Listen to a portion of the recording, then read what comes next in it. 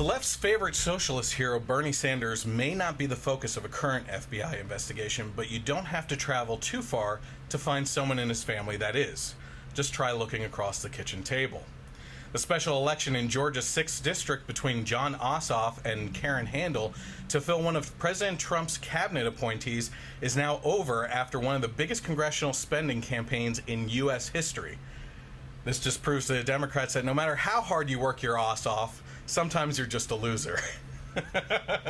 A college student in North Korea was imprisoned and tortured for over a year and a half into a coma and sent home this past week to Ohio, where he died just days later. But that isn't even the most shocking aspect of this story, and we'll get to that a little bit later as well.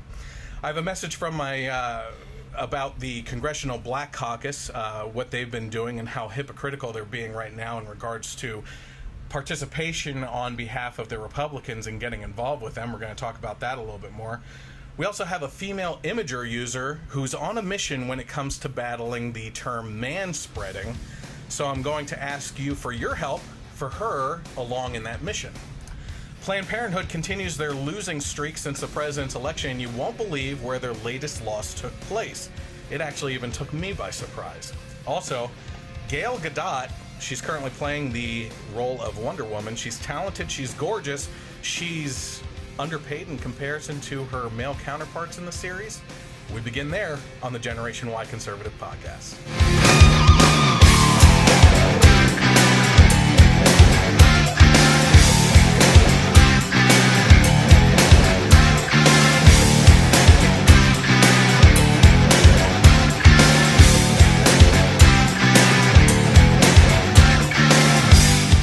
Welcome to the Generation Y Conservative Podcast, where the truth matters more than agenda. You can follow me on my social media right now. You might be following me on Facebook Live, which we're streaming live to. That's usually Thursday or Friday. It's a Saturday morning today that we're actually doing it because of a bad storm that rolled through last night. But you can always search for the Generation Y Conservative on Facebook and like the page. You can also go to the following button and get notifications for when we do go live, so you can always tune in for that. Also, the other more important one is actually YouTube, where you can subscribe to my channel on there. Hit the bell button to get notifications on there as well, and it's not a conspiracy. A lot of content creators on YouTube are being pushed down by the just sheer amount of material that goes onto YouTube.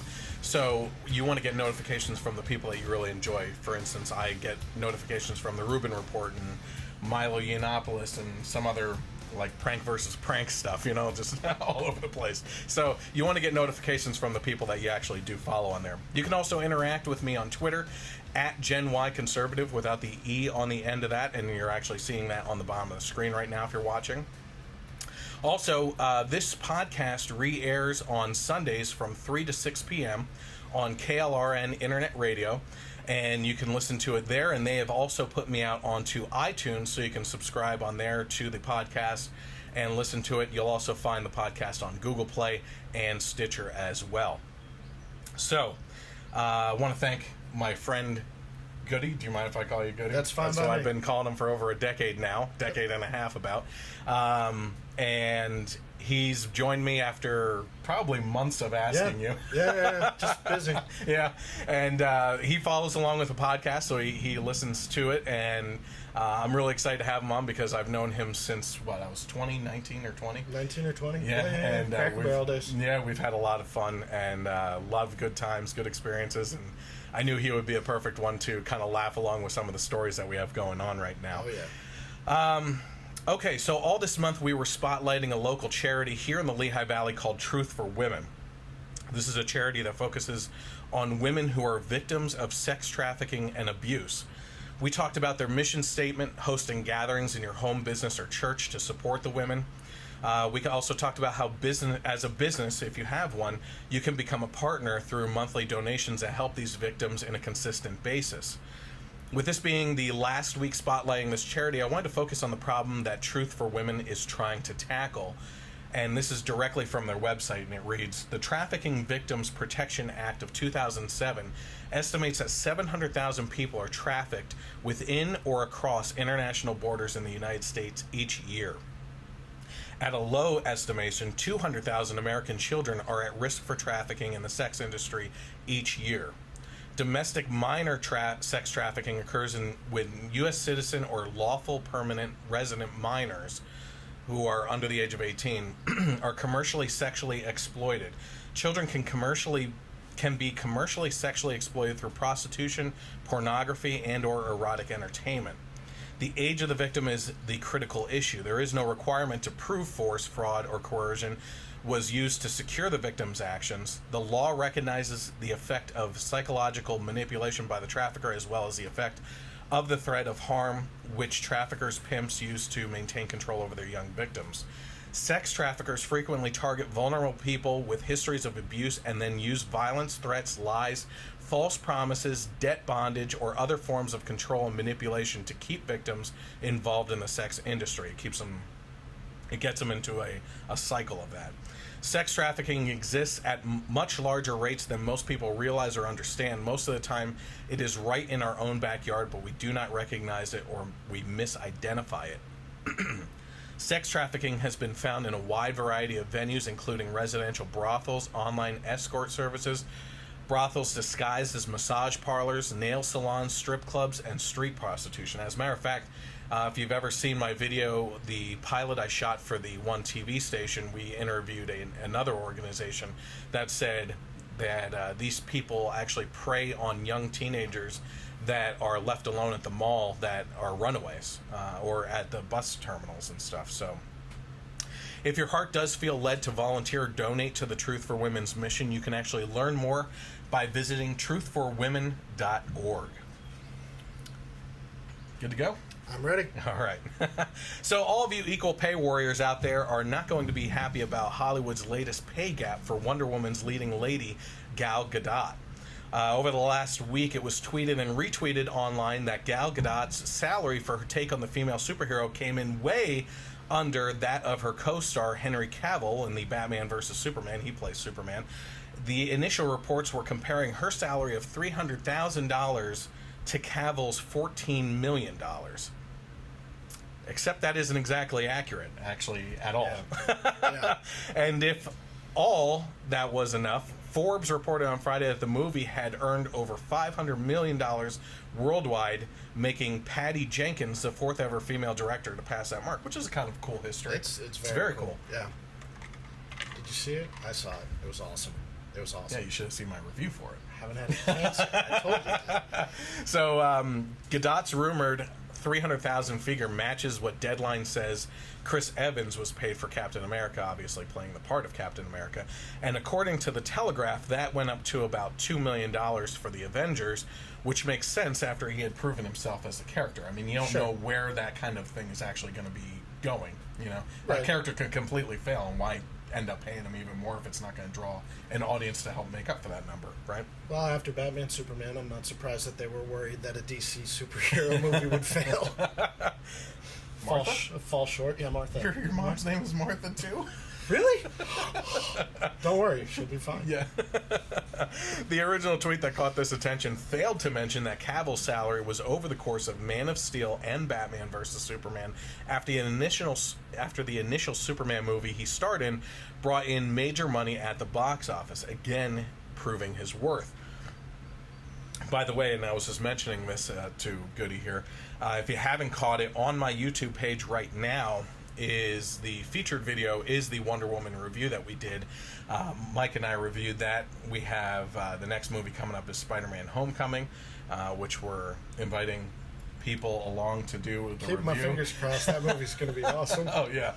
Early reviews are saying it's incredible. Like the best Marvel movie yet. I hope so. I hope so. But I do encourage you to go over and watch that movie review on Wonder Woman, because I had my problems with it, and they were few and far between.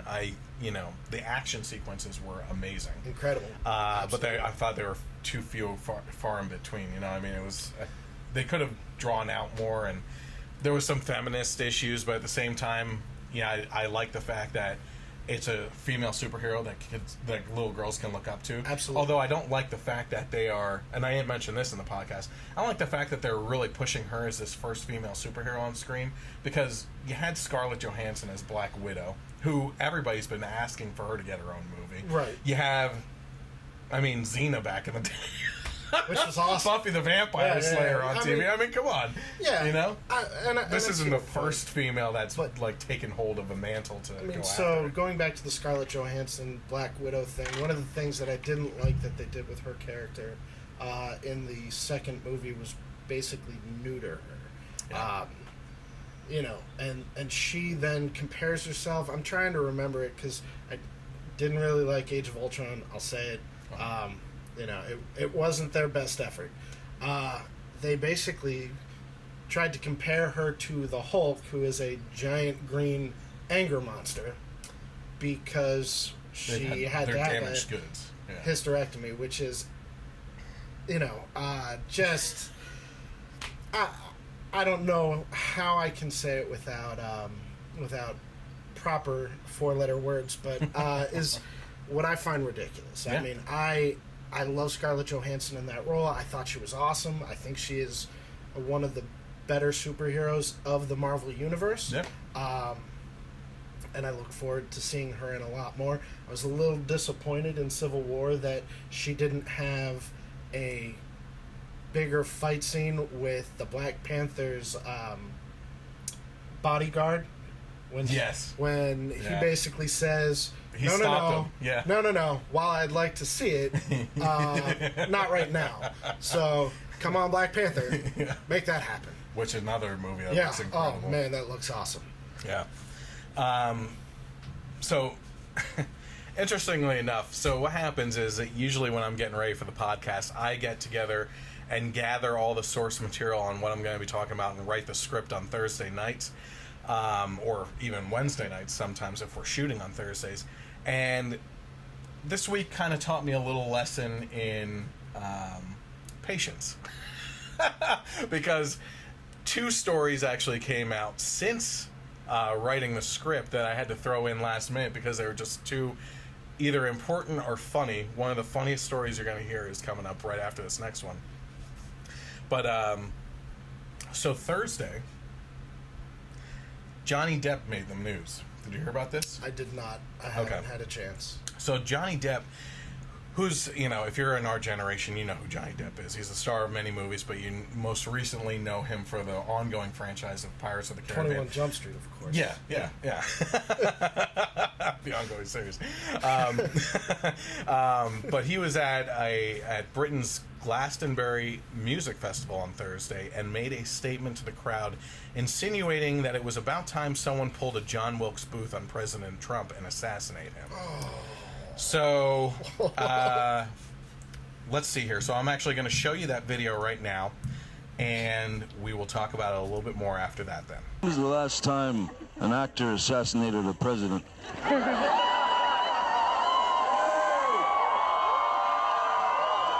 I want to clarify, I'm not an actor. I lie for a living. However, it's been a while. So that was Johnny Depp, and obviously the last actor that killed a president was John Wilkes Booth when he went up to the VIP section of the theater and shot Abraham Lincoln in the back of the head. So he was insinuating that. I take a couple things to task with what Depp is doing here. Number one, he says he lies for a living. Yes. You know, but right before that he says, first of all, I'm not an actor. Well, you're one of the most popular actors on the planet. So what the hell are you talking about? I think he wants to be a musician, and you know, he gets to play with. I think Joe Perry is in the same band as him. Oh, I know he is actually. Yeah. They're called like the Vampires of Hollywood or something, and they're not good. Oh, in my like Kevin opinion. Bacon's the Bacon Brothers or whatever, right? Yeah, but I like Kevin Bacon. Yeah, I mean, I like Johnny.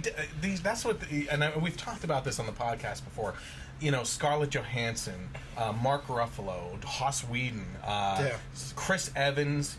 You have at times Robert Downey Jr., which don't keep on stepping out. Like he pushes that line a little bit sometimes. And all these actors, Leonardo DiCaprio and Susan Sarandon and Tim, forget his name. He worked with Susan Sarandon a lot. But these actors and actresses that keep on coming out and just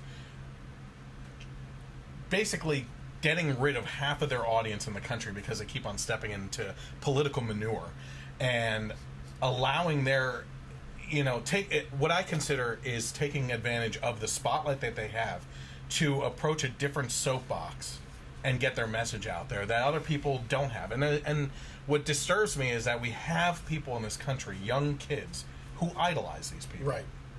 And that I agree with. Right or wrong, it's wrong, first of all. But you don't try telling a kid that. Sure.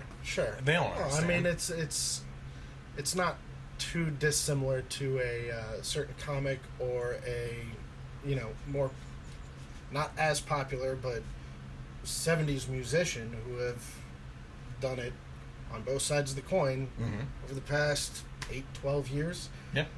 I understand people wanting to wear different hats and trying out different things. The political ring isn't something you just want to try on. Yeah. It's but I've played a politician on TV and in the movie, so I know what I'm talking about. He probably has.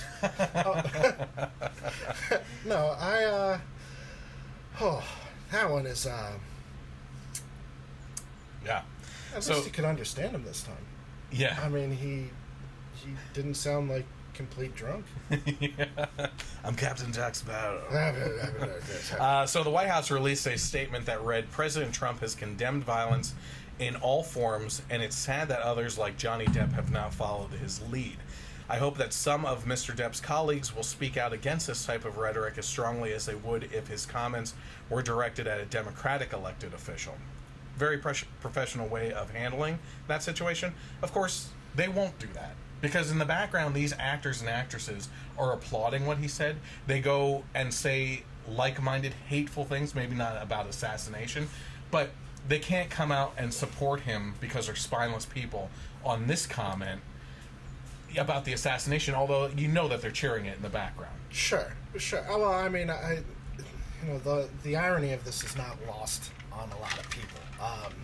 You hear about people, some of these similar actors talking about world peace and, you got to feed the world and love the world, and then they turn around and say, well, kill the president. Mm-hmm. Do you remember The State at all? The TV show The State? I don't think I watched it. It was a sketch comedy thing that HBO Oh, yeah. ran. Really funny. They had, I think it was The State, they had a skit on it that basically, anytime you'd say, I want to kill the president, men in black suits, black sunglasses, and the little earbud would come out and just take you off, and you'd disappear from the show for the rest of the show, which was it was a running skit. It was really funny. Like over multiple episodes? Yeah, no, just for the one episode, but it started, and then it just, kind of progressed through the entire episode until the end of the episode, because no one else is there.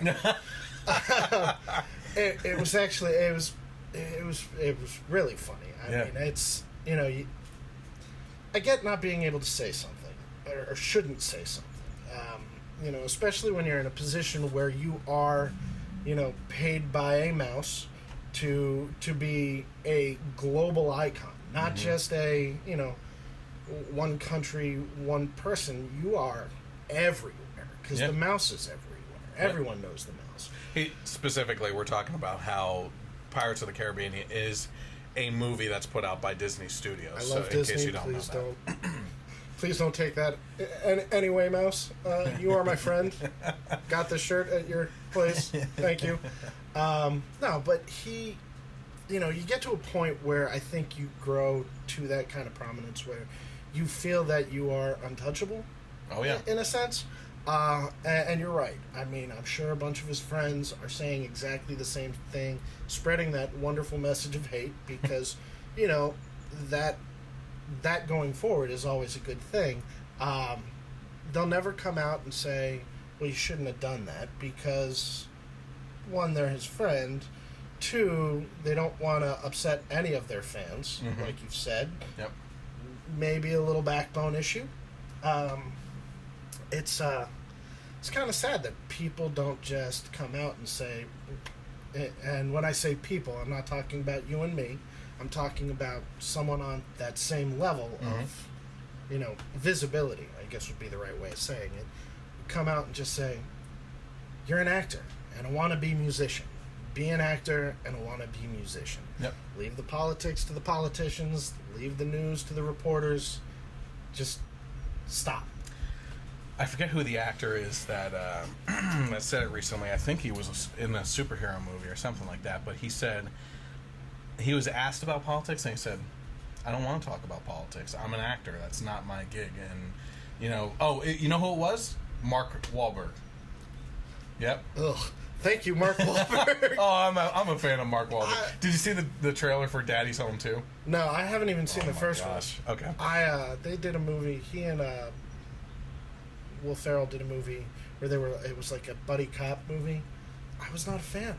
Was that yeah, I don't know. Before we get off message Tim Robbins, that was gonna kill me. Tim Robbins. Tim Robbins. Tim Robbins. He's the other extreme liberal actor. Yeah, absolutely. Yeah. Before we get off message, I just want to point out something specifically in regards to this, and I have to read this statement because it's just, I don't want to screw it up because it is important. So I just want to confirm something here. If you see the message that's coming from the left right now, it's that if you disagree with someone's opinion or way of doing something, you should protest them, riot wherever they go, violently act towards depictions of them, and possibly even condone violence or the assassination of them. Am I right? Just so I know for the next time a Democrat assumes control of the office of president. I'm sorry if I seem legitimately confused here as to what their point is, because for years now I have been told to use love and that I should be tolerant towards my enemies. I've also been told that despite my objections to Obama, he is my president and that I should at least respect the office. So which is it? And can we clear that up now and make it a concrete plan so that we don't flip-flop around depending on who's in office? Does that sound good? It makes sense. I mean, let's be at least consistent. Don't use logic. Yeah, I mean, I always say the left doesn't have morals or principles because they don't have anything to base those on, and that's not a dig. Their value system is in helping people. Sure. Okay, so that's not really morals or principles. Morals and principles are rooted in things like you could do it from the Constitution, you could do it from the Bible, you could do it from whatever faith, but those are rooted into something. But having a set guideline on what guides you is something completely different, which would be, I just want to help people. I think that we should have equality. Those, I guess you could loosely tie them to those things, but they're never consistent in these things. And that's why these things are always changing. And my best example of that is when Bill Clinton was getting Hummers in the Oval Office, right? Sure. Once the truth finally came out after multiple times of lying, he said, "Yeah, okay, I was cheating on Hillary," but you could see it in his face. He was literally just sitting there going, "But I never espoused the values of marriage." Right. You know, whoever said that I said that marriage is an act performed under God, that it's such a holy thing. A marriage is between a man and a woman and everything. Like, that's you pushing your morals and principles on me. You know what I mean? Sure. So they get caught with these things, and the reason why Republicans take such a hard fall is because I forget who the guy over in, I think it was Jersey, he was a congressman or something, but he was playing footsie under the bathroom stall, and it was like a homosexual thing. Yeah. Well, of course, Republicans can't take a fall because they espouse these morals and values that, you shouldn't be doing this, you shouldn't be doing that based on religion or what have you. Well, then you're a huge hypocrite because you've already placed yourself on so many morals and value columns and pedestals that as soon as someone kicks that out from under you and shows you to be a hypocrite, that's that much more of a fall. Well, Democrats don't have that far to fall.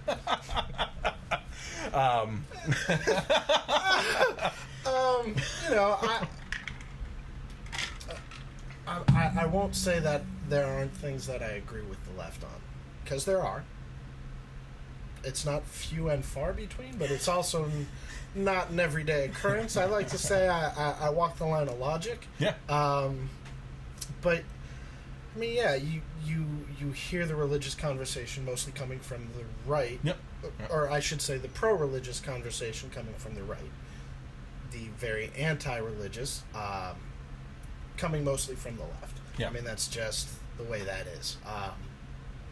And, you know, who knows who's right? I'd like to say that I believe I am, but, you know, I'm sure there are people out there who will tell me vehemently and protest me. I honestly don't know where Goody stands politically. And you don't even have to say it. Yeah, right down the because middle. It's kinda, right down the middle. I mean, there are things I agree conservatively. There are things I agree liberally. Like I said, it's you know, I am a per issue person. Yeah.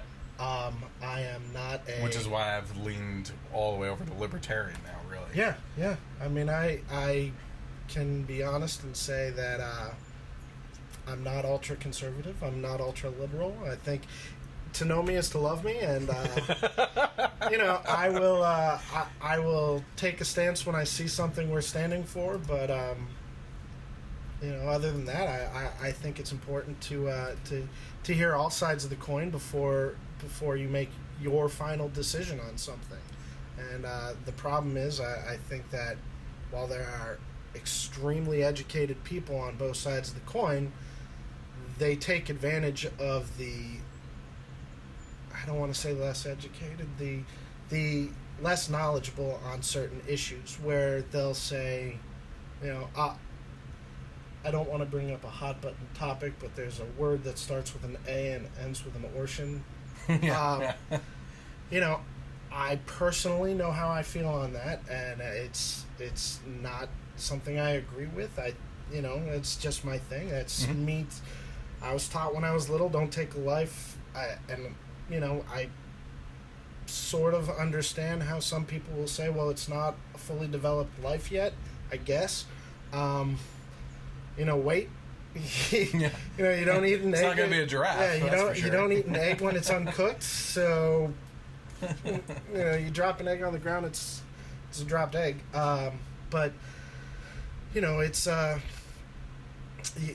you listen to these people who just spout the things that they read off the internet without researching both sides, and that is what I find extremely heartbreaking. You know, there's a video that was posted where a guy was basically going around a college campus and going up to I think it was like he pinpointed the top 10 academic kids, knew that they were like in line for valedictorian, and he basically went up and he interviewed all of them and said, we're talking about giving away some of your GPA points to the students who aren't doing so well.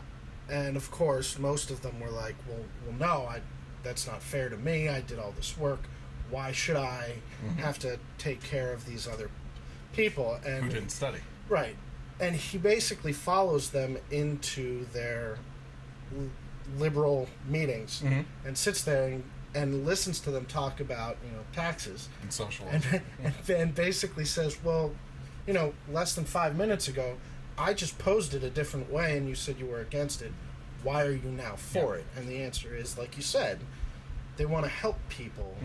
Which isn't a bad thing. That's why I'm not ripping into them. Right. You know? It's just, you know, if you, like you said, consistency. Consistency is key. Yeah. And unfortunately, it seems like there's a lot of inconsistency. On both sides. On both sides. Oh, yeah. Yeah, I mean, first of all, I keep on saying, I've been saying this for, my word, since November. Yeah. I wasn't going to vote for Trump. I actually was a never Trumper. Because I was a fan of Ted Cruz and I didn't believe that Trump was going to do any good.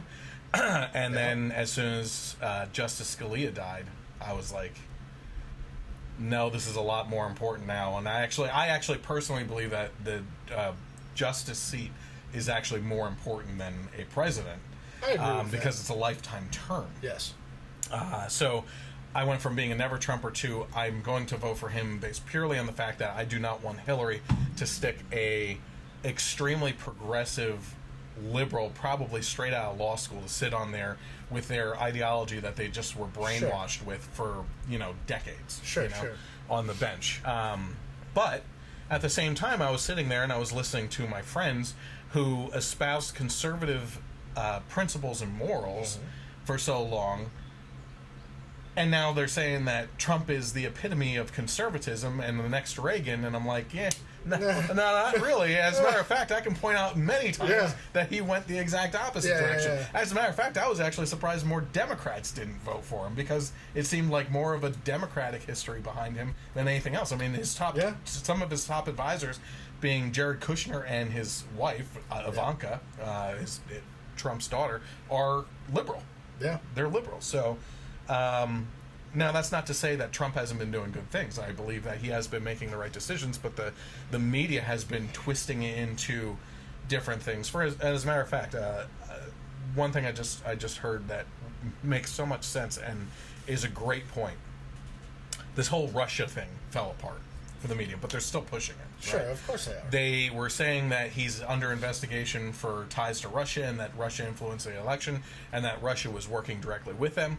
But conveniently, the left and Democrats want to leave out the fact that the DNC was working directly with Hillary Clinton to push out Bernie Sanders, who was obviously the more popular candidate in the primary election.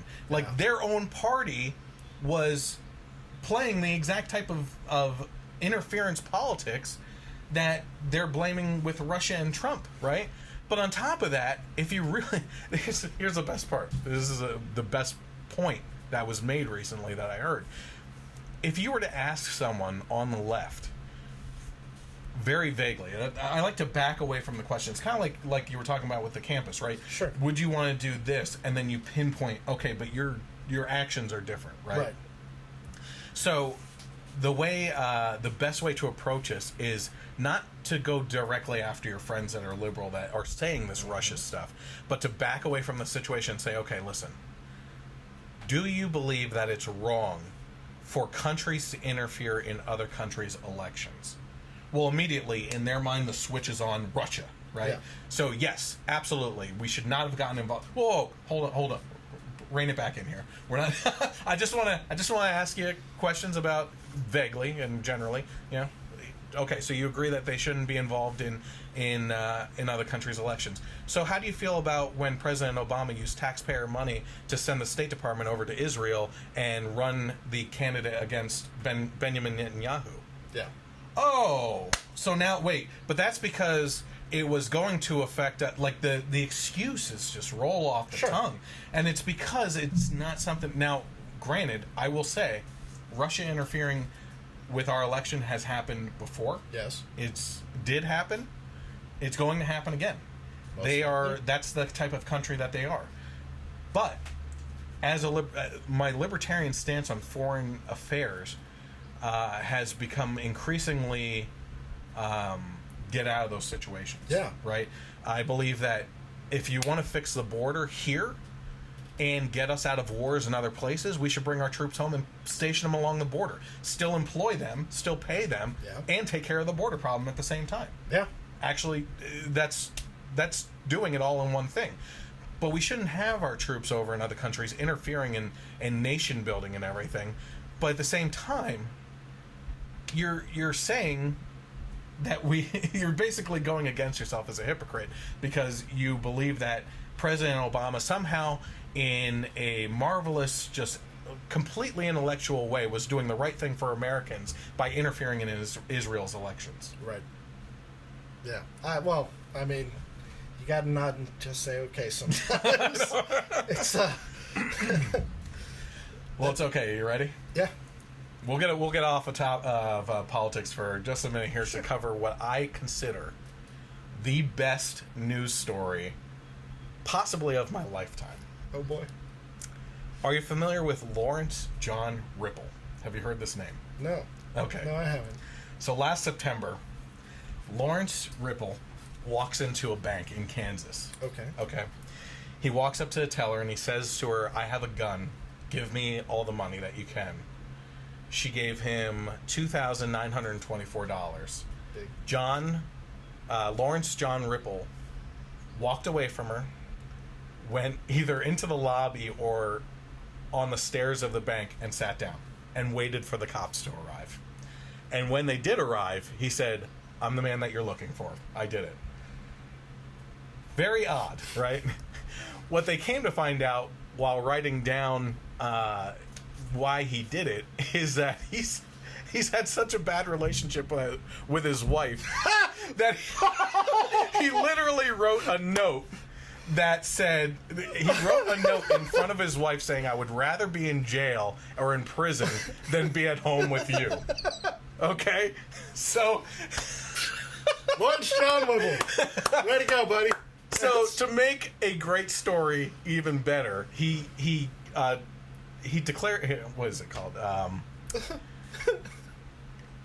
He took a guilty plea in January. Okay, well, he was just sentenced this Tuesday.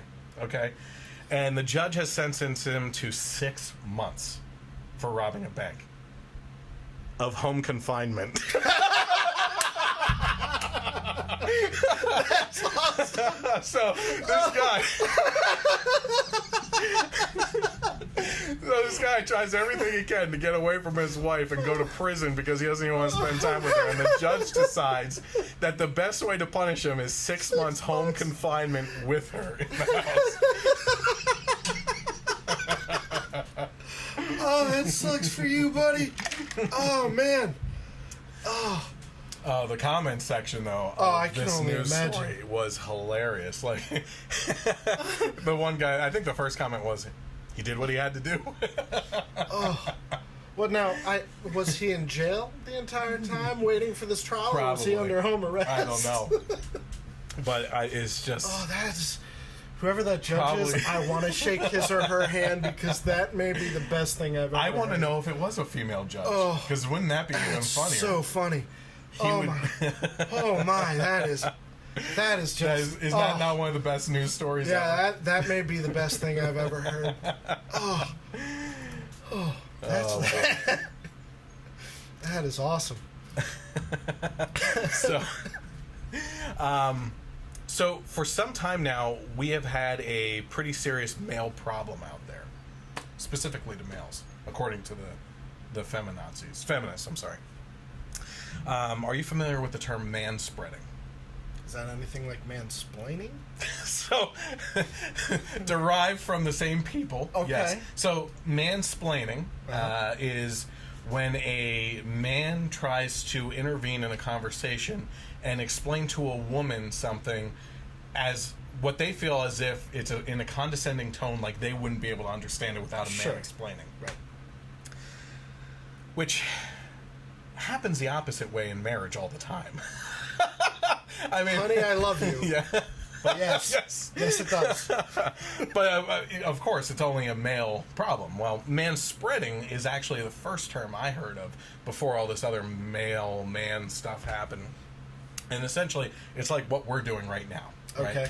When you're on a subway or on a train or any type of public transportation, you sit down with a wide stance and you're just sitting like this. Okay.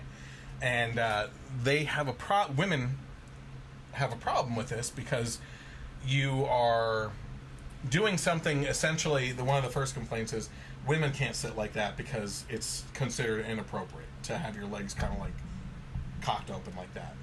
Not a pun on words there, but they also have a problem with the fact that you're taking up too much space on public transportation. So if you're like that, you're probably also taking up part of the next seat over, and people don't want to sit there because your leg is in the way and everything. Well, if you're familiar with this nonsense, one female writer is taking the manspreading issue to task and says that it isn't exclusive to males out there, that they're just getting the brunt of the feminazi evaluation. In a Mostly Pictures article, the Imager poster Mashimi takes the term manspreading to task by showing multiple women spreading out and taking up space on public transportation to seemingly limit the room of their neighbors and maximize their own comfort. So I'm going to bring up a picture here on your screen. There we go. So you can actually see multiple pictures here, And what we're actually looking at is one woman basically doing yoga or stretches across 2 seats, as well as her bags taking up the 3rd seat. You have another girl who, in the same situation, she's sitting there on her phone taking up 2 seats, and her backpack is taking up a 3rd seat right next to her. But my favorite is the one on the right over here, which shows multiple women sitting down in a seat, and then next to them is a man squatting down against the door with a prosthetic leg that they couldn't get up for to give him the seat, Well, I mean, the entitlement. It's To be fair, though, the squatting guy with the prosthetic leg is totally manspreading in this picture. Well, so the feminazis at least have a point to go after him on that. Sure, right? sure. I guess that's one way of saying it. That's an interesting photo. And there's many more on the website if you want to follow that through on the Facebook page for the Generation Y Conservative. You can find the rest of them. If you're healthy and you're on a subway and someone comes on and they are in any way hindered, if it's a prosthetic, if they're pregnant, old, get up. aging. Give them give them the seat. Get up. I mean, unless you are in some way unable to stand up at that point in time, get up. Just get up. It's okay. You can grab onto a bar and stand there. It's not going to kill you. I promise. So I thought it would be fun to get a little bit more interactive with you guys. With all these anti-male terms floating around, I thought that this would be a great opportunity for you, the viewers or listeners, to come up with a fancy little term for women who are guilty of the spreading syndrome as well. So you can comment below the video right now or send me a tweet at Gen Y Conservative without the E on the end with your term. And the more creative, the better. I was actually looking at some different things last night, and I'm interested in seeing what other people come up with. I can only imagine. Yeah, it should be good. So go ahead and give us that, and comment wherever the video is, and on Twitter as well. So let's go from some fun stories back into the political realm here. Okay. I want to go off topic for a second here. Let's go off topic for a second. I'm fine with it. While you were driving here, sure, I posted a video. Okay. That a friend posted, and I won't mention him because I wasn't trying to shame him in the way he thinks or anything, but I went to the original video and shared it on my Facebook Generation Y Conservative page, and it's from a socialism memes website or something like that, where they're fans of socialism. Okay, and why not? It's a video from Sesame Street where Elmo has 2 cookies, and Cookie Monster is there, and he has no cookies, and he wants cookies, and Elmo sits there and he's like, well, I could share my cookie, and then we both have cookies, and so he shares a cookie, and then all of a sudden they overlay this Russian communist flag, the hammer and sickle, and it says socialism. Boy, oh boy, oatmeal cookies, oh, me so hungry. Me going to get some. Oh, Cookie Monster. These are the last 2. What? There's no more cookies. Oh, this terrible. What's me going to do? Oh, cruel fate, why you mock me? Elmo really wants to eat both cookies. But he could give one to Cookie Monster. Then Elmo would still have a cookie, and everyone would be happy. Hey, Cookie Monster, would you like to share Elmo's cookies? You do that for me? Oh, well, sure. Boy, thank you, Elmo, you good friend.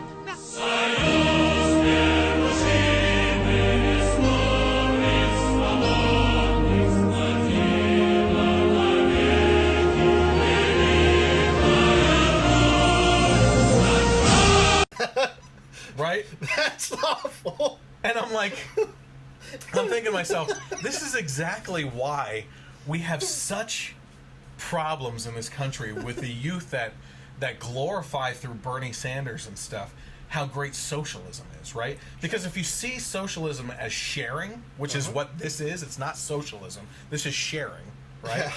Then you have a warped perspective based on what people like Bernie Sanders have been pushing on you, and the media, and these false situations of the way that a socialist state works, right? What you see in this video, and I'll include it on the final podcast on YouTube, then I would have saved it and brought it up for you on this one. what you're seeing is another word that starts with S. It's sharing, right? Now, had Elmo been sitting there with 2 cookies, and it wasn't Cookie Monster, his friend, and it was just some other random puppet, and Supreme Leader Big Bird came along and said, give him your cookie. That is socialism. Yes.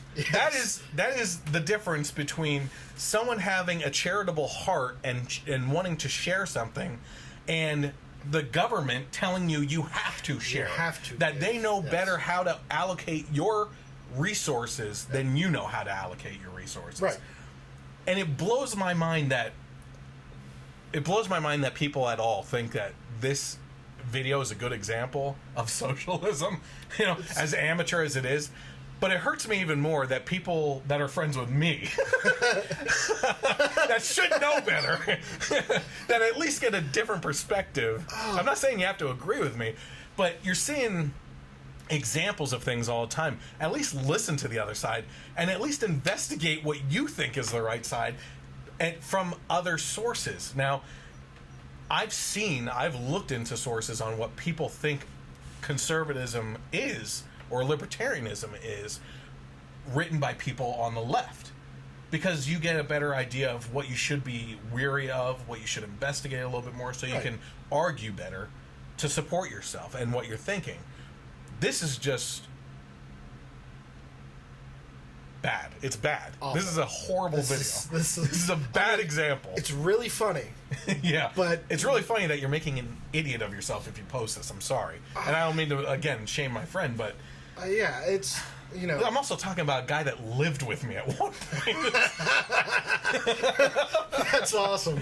No, it's, I just don't... I don't get the allure of socialism. I do like cookies.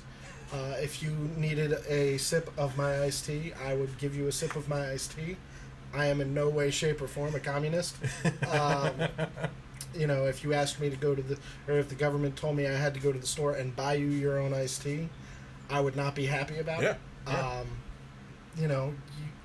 My feeling is you work for your own cookies, and you should be allowed to eat your own cookies or give your own cookie to whoever you want, and not have, like you said, Supreme Leader Big Bird come out and basically yell at us until I give you my cookie, or shoot me in the back of the head, and then take my cookies, give you 1 cookie, and keep my other 5. Yeah. So. Yeah, exactly. That was an ADD moment right there. Supreme Leader Big Bird. Did you ever hear my which had Mike, my other guest, laugh at? He laughs all the time at this.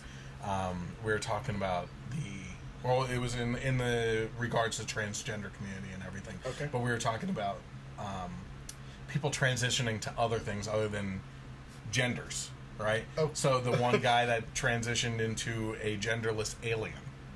Did you hear about that? Is this for real? Yes. Yeah. And I don't know if you know this, but there's this social push, this agenda to push for, instead of talking to people and saying he or she, you say zer or whatever, right? I read something about that a while ago. I said that the genderless alien is Zerzod. So you got a good kick out of that one too. It's like the dude, where's my car? Yeah. Yeah. I didn't know about someone transitioning to genderless. Okay. Yeah. Well, there's about 96 different genders now for people. For humans? Yeah. As identified by one college on their college application. I need to see this application. It's either on the application or in their website for how you can identify. That is Yeah. Okay then. Yeah. And I think I've seen you post some things that I disagree with in regards to liberal issues and everything. Absolutely. But it's, again, I've said this before too. I don't have a problem with the LGBT community or the transgender community. Not at all. But inconsistencies, listen, if you're a male that identifies as female or a female that identifies as a male, I don't need to understand that. Sure. Right? I don't care to understand it, really. Right. Honestly, it's not going to affect my day to day. Yeah. But when I have to change my language around to Zer. Yay, socialism. Yeah. I mean, did you see Dave Chappelle's stand-up on Netflix? I saw the first one. You were actually the one who told me that it was a two-parter. I did not know that, so I haven't seen the second one. Yeah, so, I mean, he talks about, I'm okay with you guys, but for you to change my whole pronoun game and how I address people, like that, there's a problem with it. Well, no, I... And again, it's not the surface level identification. Like, sure, if you're a male that has transitioned to female and right. you look female, and I address you as he or him, right? That's a dick move on my part. Absolutely. If you have a beard, if you look like me, mm-hmm. and handsome, you're dashing, and the camera adds 80 pounds. I made that joke earlier. You're welcome. But you look like me, like with a beard, like, and people would say that this isn't even a full beard. I miss my beard. Yeah, I had a beard. But and you address that person as she, sure, right? And it's a male No, I'm sorry. It's a female with a beard. No. No, it's a male with a beard that identifies as female, and you identify that person as he, and that person goes, I am a she. Well, you're not really trying, and you're really screwing up the rest of the population you're, with, like, you have a beard yet. You're not doing anything to help your cause for the pronouns. So maybe that's one of those other genders. Oh, yes. Just go through the list. Yeah, I'm actually looking for. I didn't know that. And I am a supporter of the LGBT community. If you've ever been on, I only have Facebook. Sorry, I'm not social media savvy. But those are some of the few issues that I do mm-hmm. post for. I think, and I know that we are not on opposite terms of it, but we stand. I've posted against some of the stuff you've posted, and mm-hmm. you've made comments back to me. We have an open and honest conversation, which is why we're friends. Not picketing, not doing any of that. But that is just. I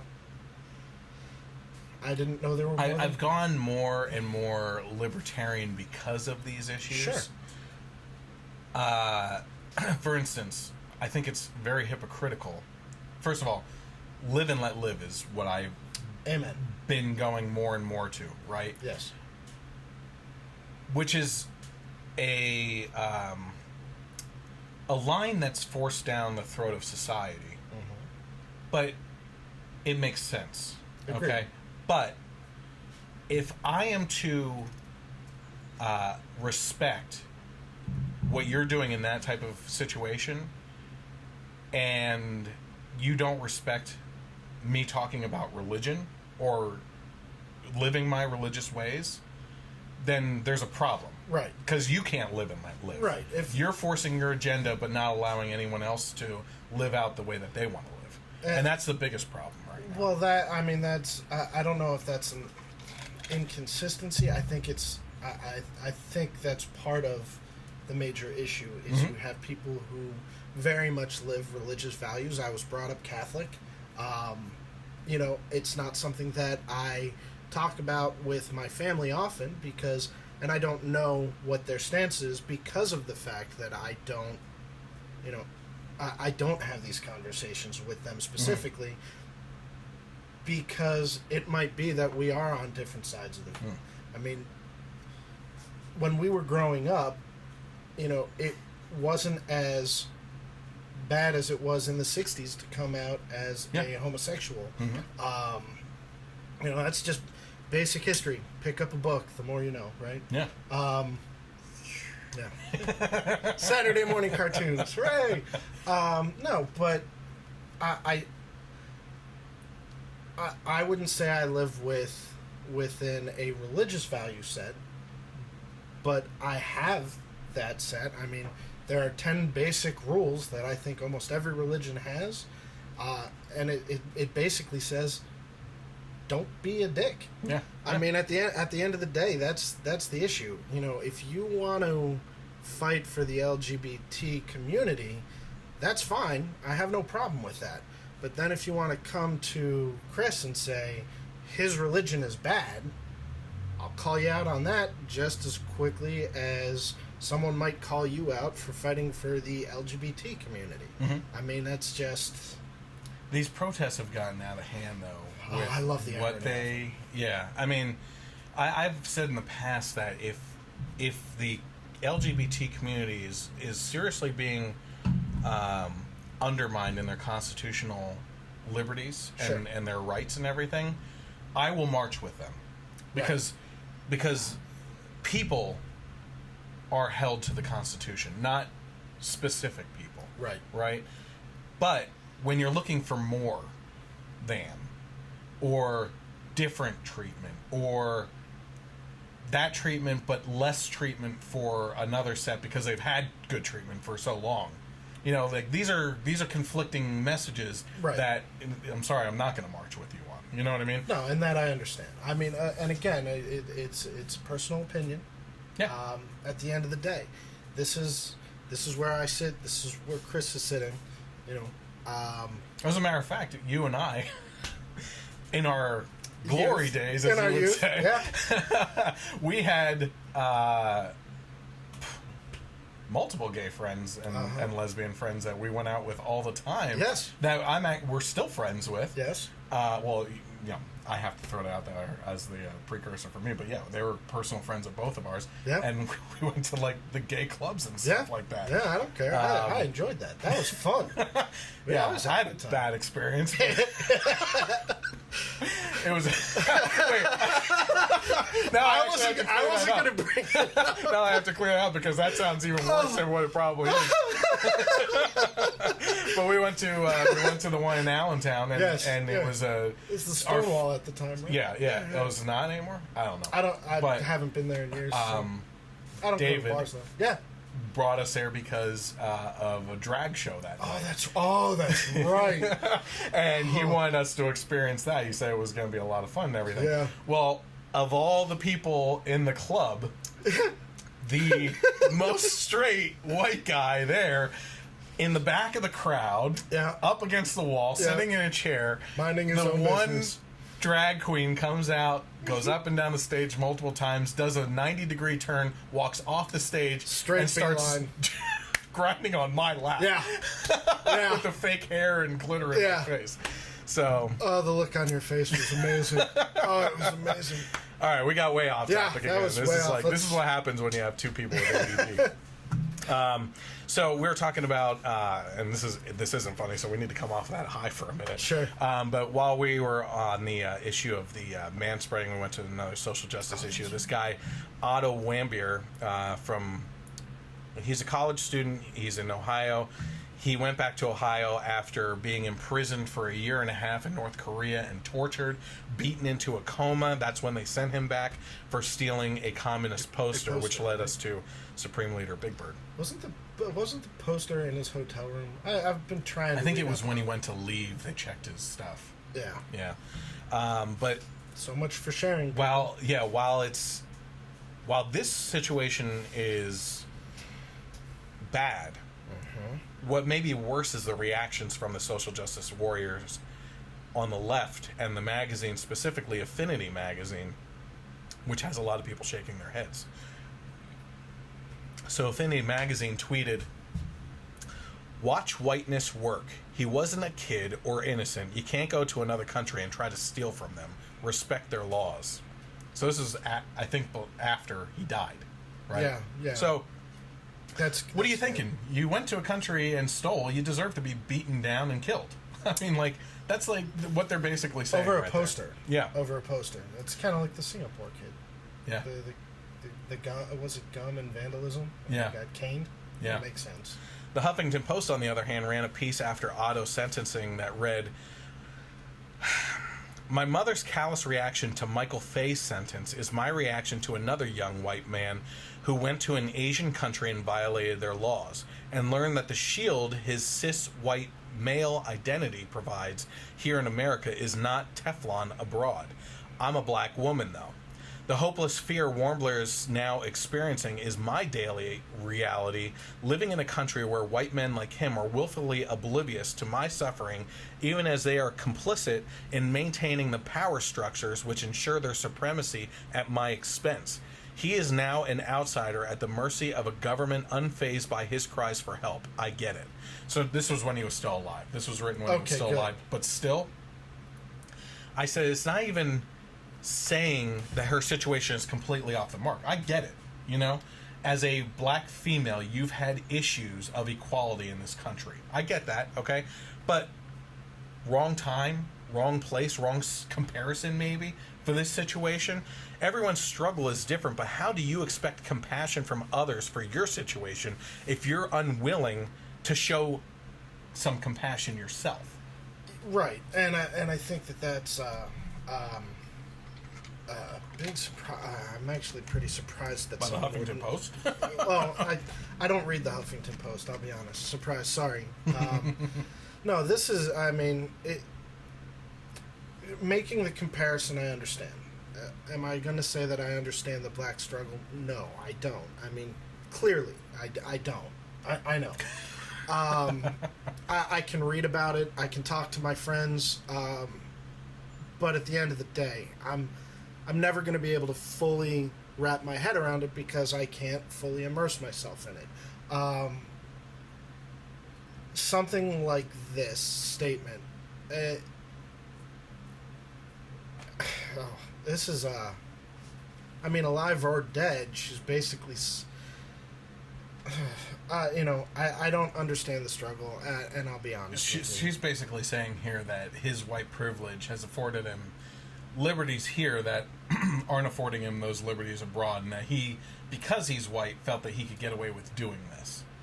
I don't think he was thinking that exact thought, but and that's the problem with this argument all the time. I think, you say he's not a kid. Well, he's a college student. Yeah. What college student is a fully matured adult? Should he have known better than to steal? Yeah. I already brought up the 10 rules. I mean, you don't want to do that. But if you're in a country that... And I was actually surprised to read that they allow any kind of tourism into North Korea. Yeah, it's very controlled. By that, and then on top of that, surprised that people want to go to North Korea. I mean, it's... If it wasn't under the current type of leadership and there wasn't this type of violence in the communist state of it, right, it would be a very fascinating place to visit, actually, because and I don't know if you know this, because I'm not assuming what you know and what you don't know, but when you visit as a tourist to North Korea, you have to be given a guide to bring you around North Korea that you're always with. You're not allowed to wander off and do your own thing. Sure. And the thing with that is there's a specific route and everything that you take, because all the storefronts are fake, right, and full, like, it's actually like it's the master pictures. Manipulation. Yeah, and behind that it's just turmoil for the citizens, and they're told that they have to act certain ways around tourists and everything. And there's massive hotels and structures that they've built that are amazing that don't have anything in them because completely empty, because they can't do anything without tourism. Right. I understand that there is actually some kind of documentary out there. Did you read about this? Did you hear about this? Yeah, Seth Rogen was in it, and no. No, that's where you were going.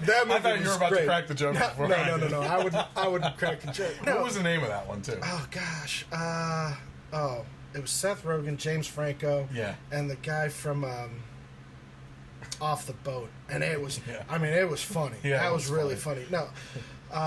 No, there's supposedly there's some kind of documentary. I guess some group, non-American, I want to say maybe British, had a chance to go into North Korea and walk around with a guide. But there was something about the guide that kind of took them off the mark, let them see. I hope they got him out of the country. Yeah, well, that's kind of, I think, what it was actually about. But they had, like, video of, the soldier going, okay, they're leaving the park, they're going to the supermarket or whatever. I don't know the route. I've never been, but whatever the route is, make sure the people are there and ready. And so it was like kind of it's a master that scene where it was thing, it's he's known as a master manipulator for that reason. Do you know some of the things about like the Uns? For instance, that their people believe that they don't go to the bathroom. And that they never have to go to the bathroom and stuff like that. It's crazy. I read that they think it's 109 or something like that, year 109, because it was off of the grandfather's year of birth. Oh, is that I've read some things. Kim Jong Il was the father, right? He scored a 23 in golf. Which they just lie like crazy about stuff. Pretty amazing. Doesn't beat Hawkeye's 18. Yeah, well, you can't beat Hawkeye. Yeah. I mean, that guy's awesome.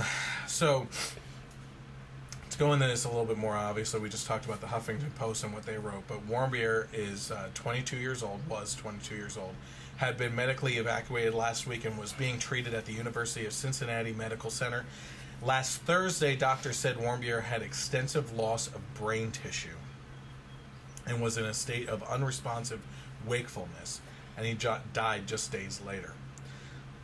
This is a statement from the parents of him. Unfortunately, the awful, torturous mistreatment of our son received at the hands of North Korea ensured that no other outcome was possible beyond the sad one that we experienced today. President Trump actually tweeted about this or said something about this in a statement where he said, "There is nothing more tragic for a parent than to lose a child in the prime of life. Our thoughts and prayers are with Otto's family and friends and all who loved him." Now, this is pretty neat, and I threw this in here because I do believe that we need to cross the aisle as much as possible. Senator Benjamin Cardin of Maryland, a ranking Democrat on the Senate Foreign Relations Committee, said in a statement that Otto is dead because of Kim Jong-un's repressive, murderous regime, and that North Korea must be held accountable for their continued barbaric behavior. So I think there's bipartisan agreement, at least there, on the treatment of North Korea and how they approach things. Representatives Adam Schiff of California, a Democrat, and Joe Wilson, Republican of South Carolina, have jointly introduced the North Korea Travel Control Act in the House, which would require Americans who want to travel to North Korea to obtain a license. There would be no licenses for tourists, but the Senate has been more reluctant to introduce restrictions on Americans. So, I don't know how I feel about that, only because every time, my way of looking at the government is always, if they're doing something, it's hurting us. Well, yeah. They always screw things up. Yeah. So I understand in a lot of cases something like this is very on the surface. This is to protect Americans. Obtain a license, probably in regards to safety, we can vet you and send you over, but that's not freedom. You know what I mean? And so I don't really know how I feel about that. But that's the word that popped in my head as you were reading that last piece was registration.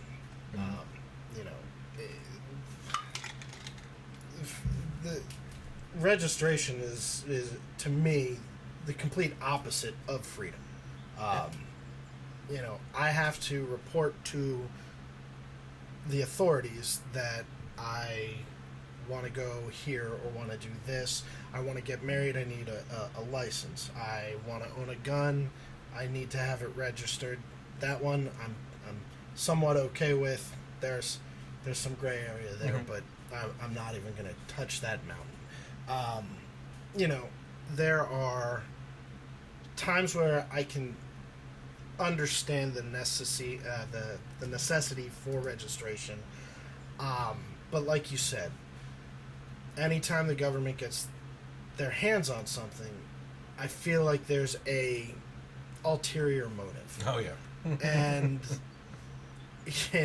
I can't imagine what their ulterior motive here is, but there's got to be one there. I mean, this story is absolutely horrifying. Yeah, it is. It's my heart goes out to the family. You know, no parent should ever have to bury a child. They're going to be living with that nightmare the rest of their life. Yeah. And that's awful. And you know, just reading about this, it's been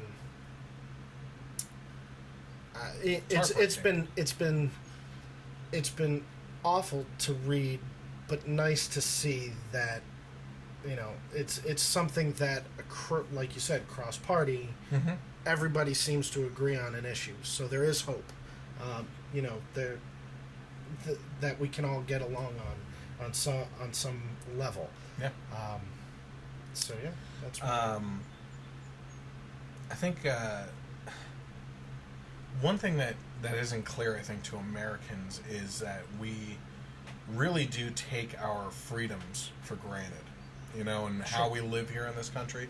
And we have people that, you know, glorify these other socialist countries and places that, oh, well, why can't we be more like this place and treat people like this country? And it's coming from a lot of people that have never traveled outside the U.S. to see what those places are actually like. So, for instance, you know, my one friend married a very nice person. I haven't met her yet, from Sweden, right? Okay. And Sweden is supposedly like this type of socialist paradise and everything, right? Sure. Well, the people there are like confined to 700 square foot apartments. Like, that's their living space, is the majority. And right now they're overrun with the refugee situations over there, and high statistics there and in Germany of rape that have shot up because of these things, you know? So, like, yeah, I get it. You want these better living conditions to be under and everything, but you're not looking at the whole picture. You know what I mean? Yeah. When you look at the whole picture of America, it's like I say all the time. America has some bad things in the past. Oh, absolutely. Bad history, Absolutely. bad blood, Yeah. right? Yeah. But when you take that in with the whole, it's an ingredient that you might not like, but as a whole, the types of freedoms and the ways that we can live freely today makes us a heck of a lot better than any other country out there. I would agree with that. I personally believe that this is the greatest country in the world. You know, if you don't, that's your opinion. You know, I have no problem with you trying to change it if it's for the better. But, you know, things like you said, when you don't travel to these countries, and I'm not a foreign traveler, I don't really do that. You don't know. You don't know the experience. You get to see what the media gets to show you, and one of the fun statistics about most of these communist countries or socialist countries is that the media is controlled by the government. Yeah. So the best stories are coming out of there are oh man, look at this. This place is wonderful. You don't see, like, you know, the hardship of the people. The horrors of the absolute horrors, you know. The just using Cuba as an example. You know, people yes, he was a world leader in some sense. Fidel Castro, when he died, oh, he was a great hero. Oh, that's like the people that wear the Che shirts all the time. This is a guy who, Che, knocked out a portion of the wall in his office to watch the executions take place in the yard below. Yeah. Like, that's his mentality. He killed thousands of innocent people. Yep. Because they disagreed with him. Yeah, yeah. Politically disagreed, or... And they make these Hollywood movies that glorify him as a hero, a rebel hero, and all this other stuff. And it's like, you have no idea what you're wearing on that shirt. Sure, and I know people who would look at us wearing the Star Wars shirts going, like Boba Fett. Oh, Boba Fett killed so many people as a bounty hunter. Well, no, I mean, if you think about it, Luke Skywalker, young farm boy, big bad government shows up, kills his aunt and uncle, you know, and he runs away to join the rebellion. Yeah, I've seen those memes. That's funny. Don't ruin Star Wars for me. It's not cool. Don't be a dick. That's golden rule. Yeah. Star Wars. So while we're on the topic of socialism, though, what is everybody's old favorite shriveled up socialist up to nowadays? Or more importantly, the question would be, what is his wife up to nowadays? As media outlets are reporting that the FBI is currently looking into Bernie Sanders' wife, Jane, for what appears to be a shady land deal with a college that looks to have been a cover-up for the possibly fraudulent acquisitions of nearly $7 million in tax-exempt bonds, according to the Daily Caller. The Justice Department officials and the Federal Bureau of Investigation have investigated the university run by wife of Vermont Senator Bernie Sanders and may still be investigating it when Jane Sanders was the president of Burlington College. Now, it was an extremely ambitious expansion and fundraising effort spearheaded by Jane that ended up bankrupting the tiny, private, and now defunct school in Burlington, Vermont. It closed its doors suddenly and permanently last year in 2016. Emails obtained in an open records request by the Vermont Journalism Trust reveal that the FBI agents and U.S. Attorney's Office in Vermont are analyzing Burlington College records for over a year. Also, the feds have subpoenaed at least one former Burlington College employee. Jane Sanders was the president of the college back from 2004 until 2011 and masterminded this expansion plan, which would have more than doubled the enrollment of the school from about 200 full-time students to over 400, so very tiny. Yeah, very tiny. The plan required the college to take on $10 million in debt to finance the purchase of an expansive new campus. The real estate purchase backfired massively, leading to Sanders' departure from the college and its eventual collapse. In order to finance the purchase, Burlington, this is where it gets very important, because you're thinking to yourself, well, she tried something to expand the college and it failed. You know? In order to finance the purchase, Burlington College presented its case to the Vermont Educational and Health Buildings Finance Agency, which is a state agency that issues tax-exempt state bonds for the benefit of nonprofit institutions such as schools or hospitals. People's Bank agreed to purchase the bonds contingent upon a minimum commitment of $2.27 million worth of grants and donations prior to closing the deal. Sanders suggested at the time that she and the school had lined up several donors ready to fork over the $2.6 million, and that was just the tip of the iceberg. Sanders promised at the time that this would happen. Many others potentially pledged donations would also be forthcoming as well. And in 2010, the state finance agency did grant the school $6.7 million in tax-exempt bonds. So here, what's happening here is Jane Sanders went with the college to try and get these tax-exempt bonds to expand the campus, to get more enrollment. And they said, before you do that, we need a commitment that you will have these backers right off the bat as collateral. Right. And she made a false promise.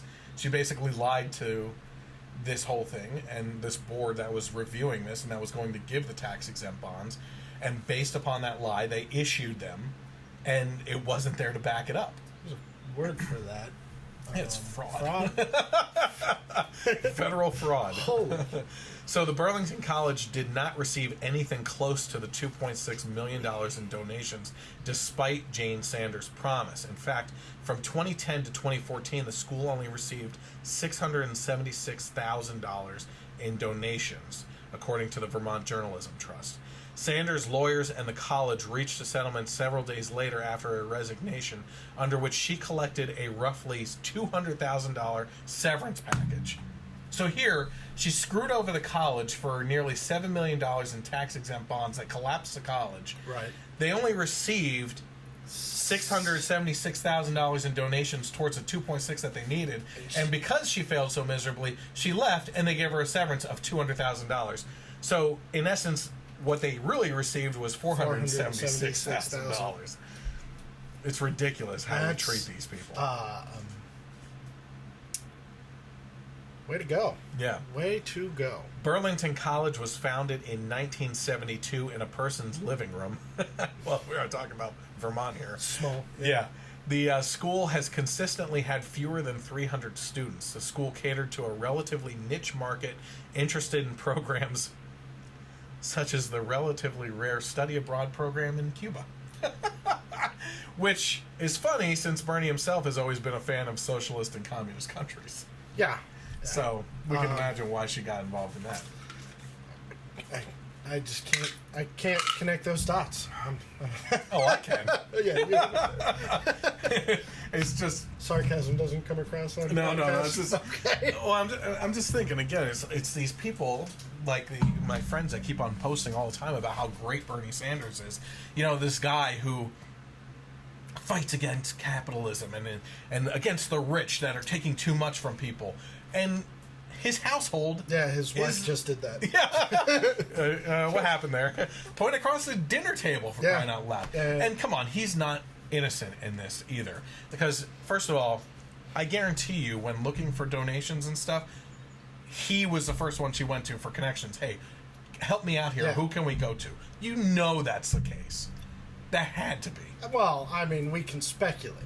We can speculate. Like I always say, we don't assume. Yeah, because, you know, wow, that's just across the board. Did you even hear about this in the media?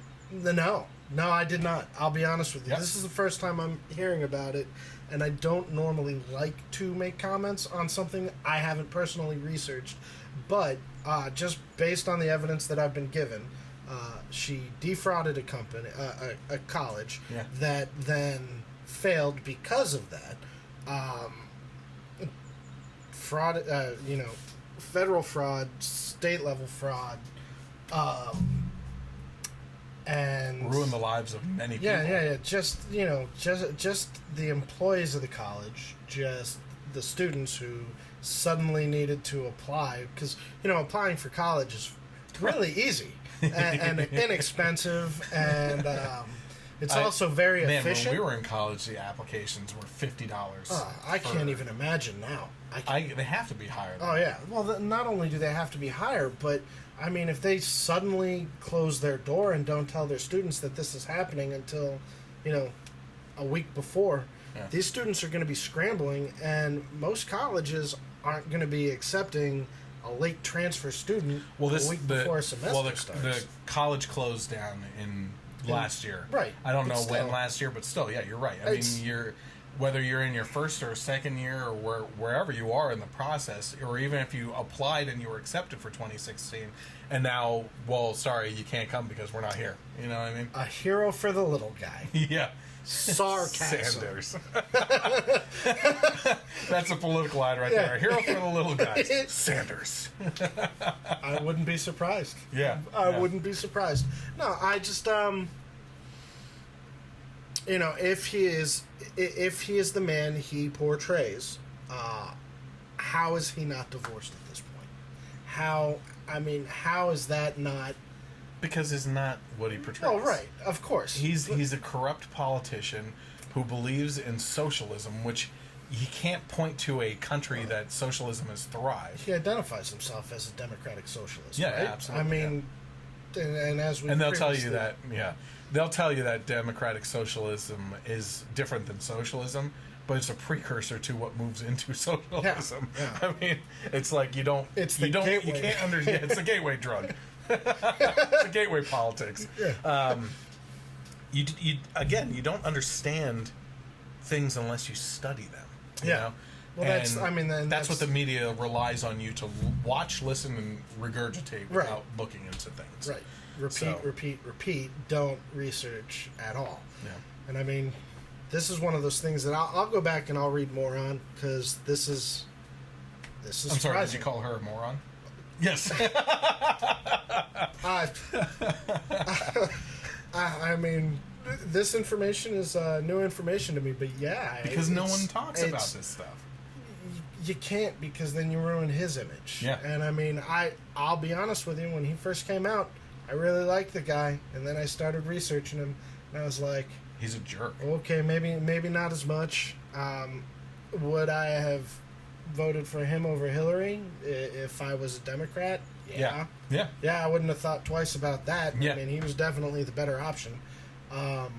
Even I agree with that. Yeah, but this is, and I'm sure we all have skeletons in our closet, but this is Or in Sanders' case, yeah, right in the Senate seat. Yeah. No, I mean, this is exactly the kind of stuff that he himself, safeguards against. Yeah. Which just, I love the irony of these stories. So yeah, I'm gonna read as much as I can on this, because that's. You were talking about the difference between him being a better choice over Hillary and everything. Yes. And what I like about Bernie Sanders is that he's on the nose and very honest about where he stands on the issues, Whereas Clinton and many other politicians are very sneaky and change their minds to fit the audience in front of them. Right, well, or until they get into office when they can change that, right? But Bernie Sanders is, I like socialism.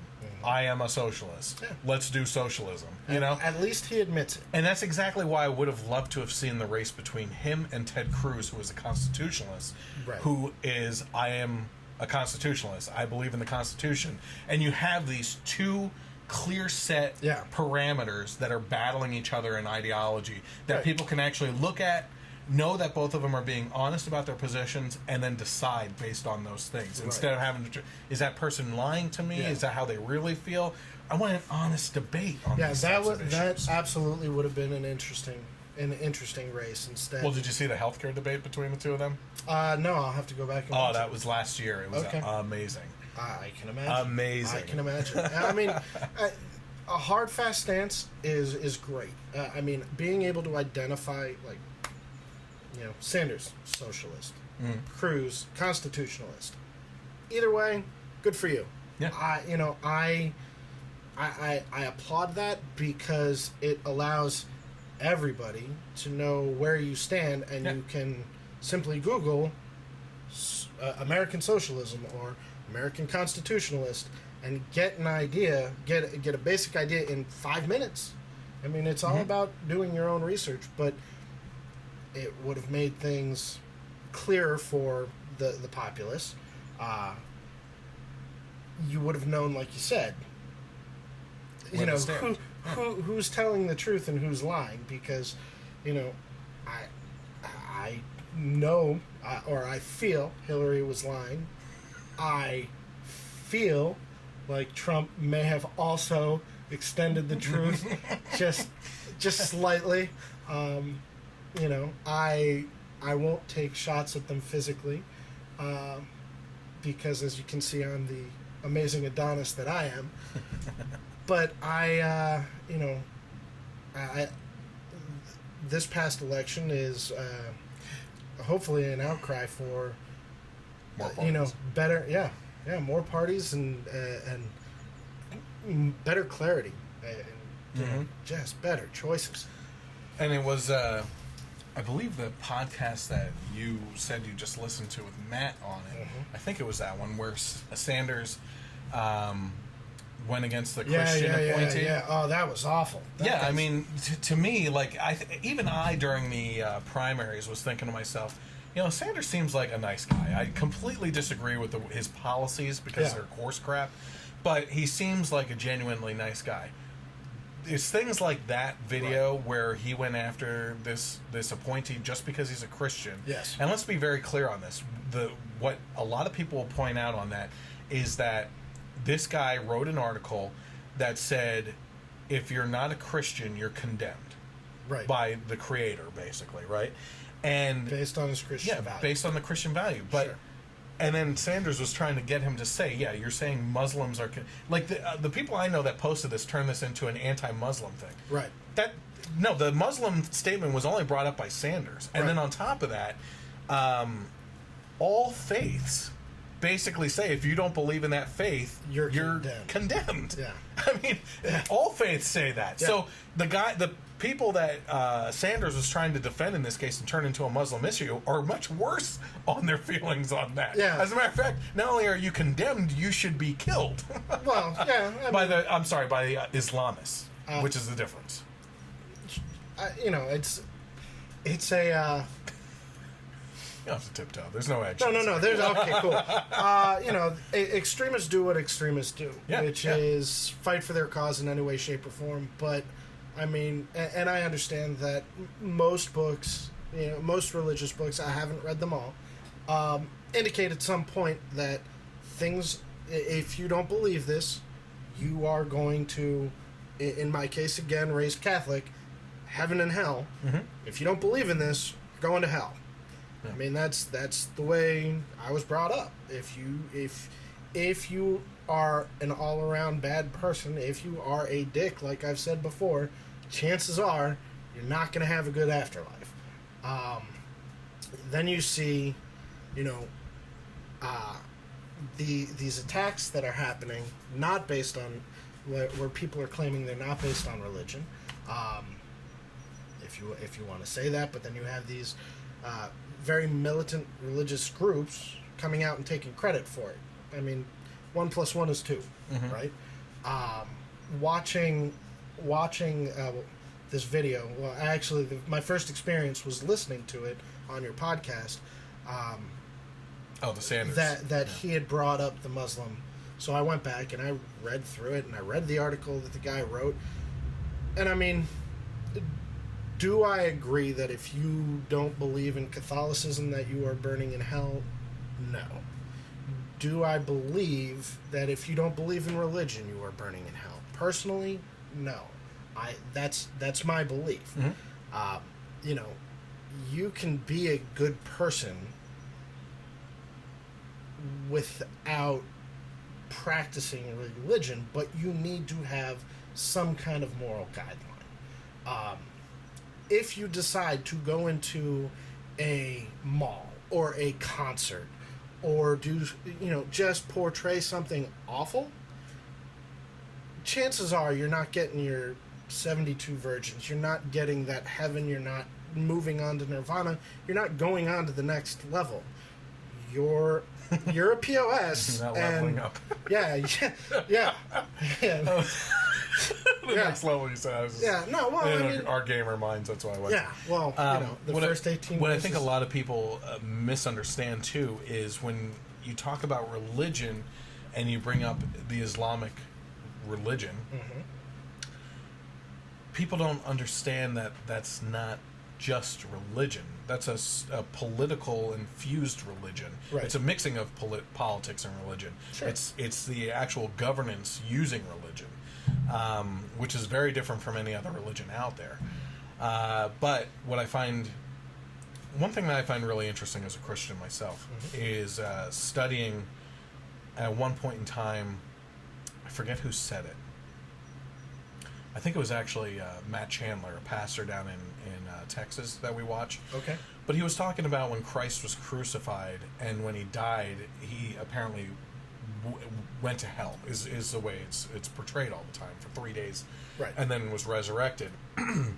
And it was explained very eloquently that I can't do right now for anyone, that hell wasn't so much a physical space, in a sense, but more so that when he was on the cross, this is what it's coming back to me a little bit more. When he was on the cross, he cried out, "Why have you forsaken me?"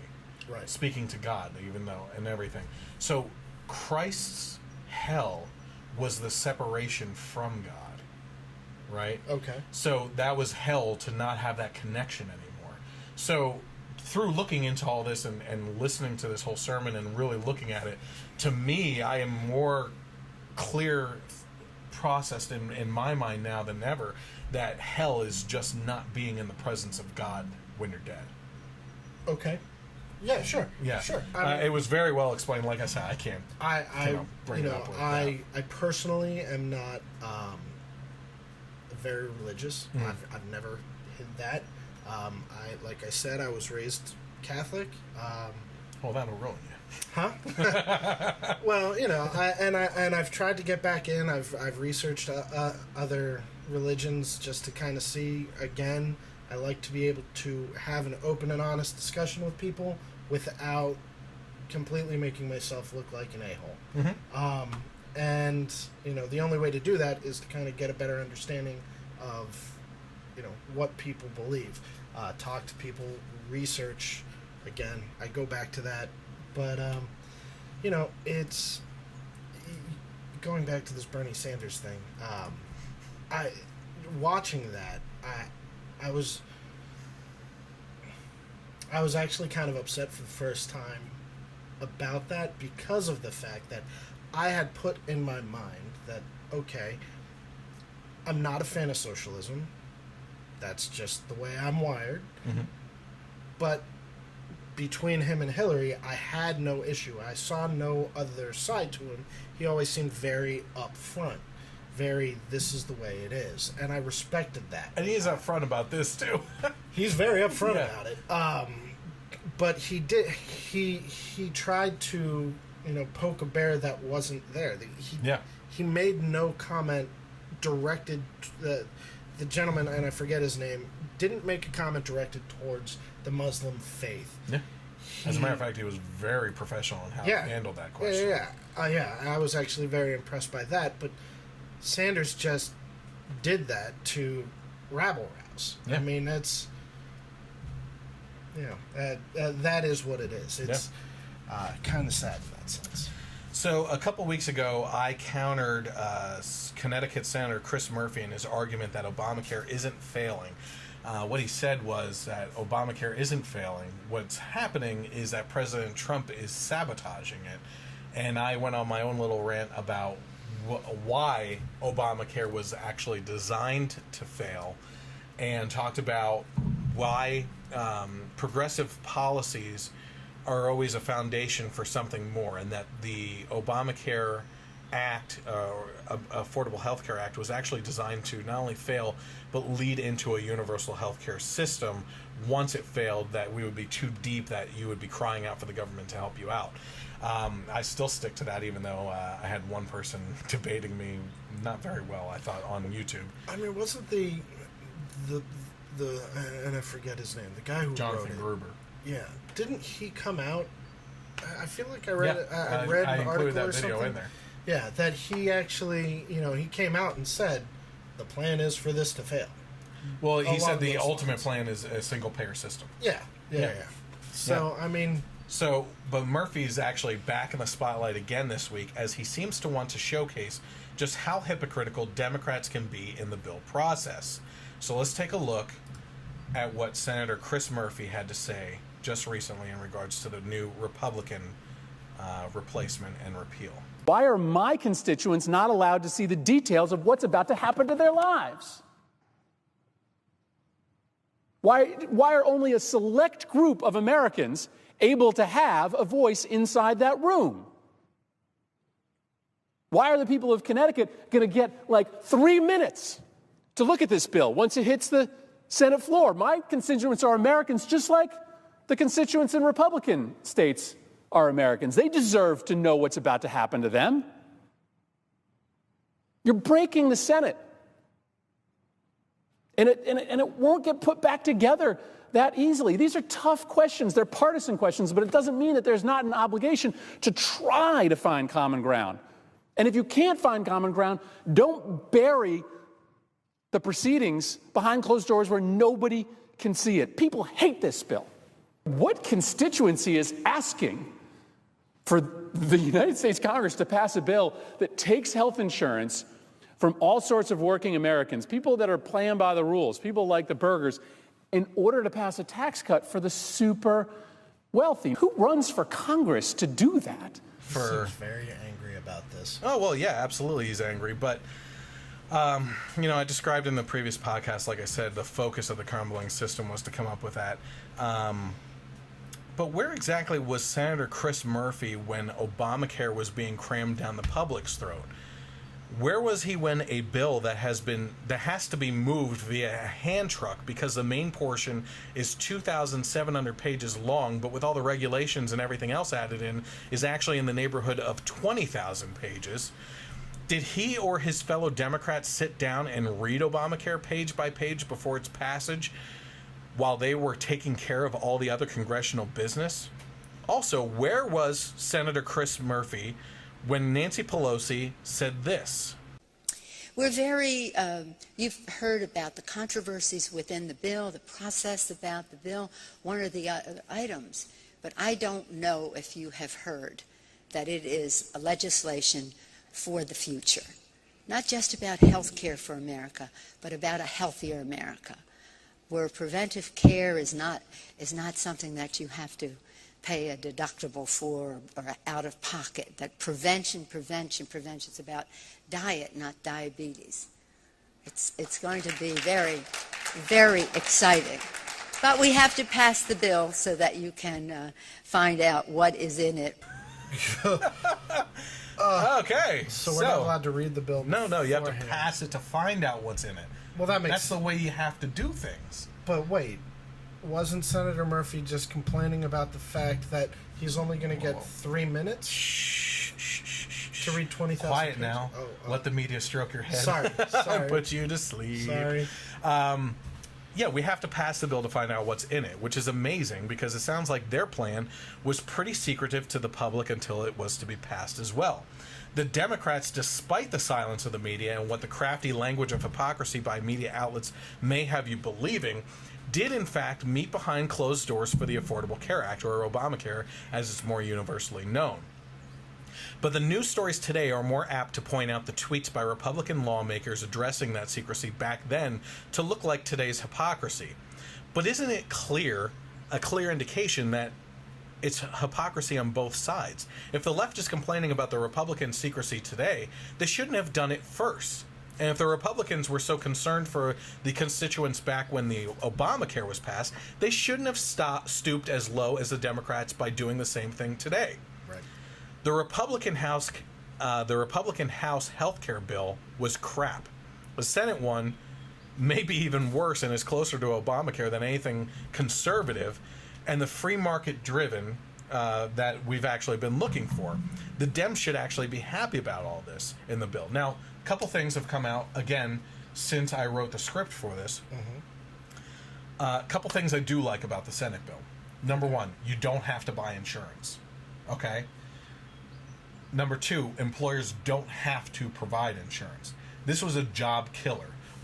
I've shown graphs in the past where you actually see the lines going with part-time and full-time employment, and it switches. Okay. Because when employers were forced to provide health care for anyone over 30 hours a week, Sure. they went to part-time instead. Yeah, of so course. you're screwing over the people with it. Yeah. And instead, the free market principles get completely thrown out of the window. Now, one of the other things that one of the Democrats are concerned about is pre-existing conditions.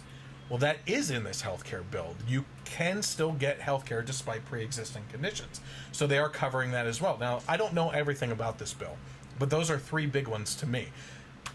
Am I happy? No, not at all. Because once again, my whole thing about Trump, and in regards specifically to the health care bill or anything that he does, is if you look at his book, The Art of the Deal, his way of negotiating is, if I want this, I'm going to tell him I want this. Right. Because in the negotiating process, you're going to end up closer to what you want. Sure. And instead of asking for this to get this, they asked for this, Right. and they're getting this. You know, I mean, it's just crap is what it is, because the Republican healthcare plan should have included open borders for open competition between insurance companies across the country to lower the premiums and deductibles even more. Yeah. You should be able to carry your plan wherever you go. You should have health savings accounts and portability with that. We should have tort reform to rein in the costs of tort reform is, do you know what tort reform is? Yes. Okay, so tort reform is basically the ability to take what a lot of people do is they sue hospitals and stuff like that for mistreatment, and the lawsuits can go crazy. So millions of dollars for missing something. right? Now, I understand if someone has something happen to them that was missed, that it's a big deal. But what ends up happening is a ripple effect for the rest of society. So, for instance, I had cancer a couple years ago when I was 26, and in order to find out what was wrong, I had to have blood tests. I had to have an X-ray, an EKG, a CAT scan, a PET scan. I didn't get an MRI at that time, but you go through all these tests. And the reason why you go through all these tests is because if they miss anything, then they're up the creek without a paddle, financially responsible for that situation. So if you were to go in for a broken bone in your hand, they're going to do more tests than are necessary. And to do those tests cost money to the hospital, especially something involving a CAT scan, X-ray, or MRI, or PET scan, or anything. That's a very expensive piece of machinery to be running. So while another person may have something missed, now they have to do multiple tests for everyone. It raises the cost of everything. So if you can rein in the costs on tort reform for how much someone can actually sue for, make it a reasonable amount for people, but also get rid of frivolous lawsuits. Yeah, you can lower the cost of the whole field of medical stuff. So between medical fraud and then the tort reform. As a matter of fact, your father is in brain surgeon. No, he's a vascular. Vascular. That's right. Vascular surgeon, retired now. But okay. It's a. You read about them. I'm in the insurance industry. I'm studying for certain designations, and I have to study about this stuff. And, I mean, insurance fraud in itself, which, health insurance, there's medical insurance, that's $1 billion crime. Billions of dollars you're talking. Yep. Between that, tort reform, I mean, if there's a way that we can cut back on both, it would make life a whole lot easier and a lot nicer. But none of that stuff was included in this. And that's why 5 senators right now on the Republican side are not going to go along with this bill. Good. And in order to get this passed, you need all the Republicans minus 2. 2 Republicans can say no, and it would still pass. You're at 5 right now. Right. Okay, you're talking about Ted Cruz, Mike Lee. I think Rand Paul obviously just jumped on this because he's a medical person. That's a medical family. They know what they're talking about. Plus, he's a constitutionalist, a libertarian. Yeah. Like, he knows his stuff, So they better start doing some reworking of this bill very quickly. Because not only do I want this specific type of bill to fail and be better and more in line with a free market alternative, but I sure as heck don't want to be stuck with Obamacare. Because premiums are going crazy, deductibles are crazy, and people are getting care that isn't adequate. You know what I mean? First of all, I don't know if I've mentioned this before, but my family, when we were forced onto the exchange, we were bounced around between 6 insurance plans over the course of one summer. And my kids went without health insurance for 3 months because they couldn't decide between the state and federal government whether they were on the CHIP program or the state program, and they were bounced back and forth, and both of them were arguing, no, it's the other one. You're supposed to be on the other one. The other one was saying, no, they're supposed to be on the other one. And my wife had to spend an hour a day every day for 3 months to try and get that cleared up, while my kids didn't have health insurance. Yeah, and I mean, at the end of the day, the people who would have suffered had anything happened, anything at all, are my kids. Are your kids. Yeah. And then financially, you and your wife. Yeah. I mean, that's, way to go, governments. Yeah. Obamacare is horrible. Yeah. It's absolutely horrendous. Yeah. I mean, personally, I don't have a lot of experience with it because the company I work for supplies health insurance. However, I will say that once it became available, I noticed a steep increase in the cost that I have to pay for, and a quite interesting jump in my deductible. It used to be a couple hundred, now it's a few thousand. Well, you're Elmo, you're sharing your cookies. Well, yeah, and I'm not the kind of guy who shares cookies. So, while we're on the topic of hypocrisy, we may as well point out that while the left has their undies in a bunch over the Republicans not allowing them to get involved in the new health care bill, they are actually turning down opportunities behind the scenes to meet with Republicans like the president himself to discuss issues. Case in point, the Congressional Black Caucus.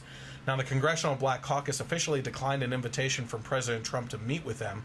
White House aide Omarosa sent the invite to the CBC, which is the Congressional Black Caucus, to follow up on their prior meeting with the president in March. However, according to the Politico, the CBC was expected to decline the invitation since they don't think that Trump was advancing their agenda, and I underscore their agenda, and they didn't want to be perceived as supporting the president by meeting with him.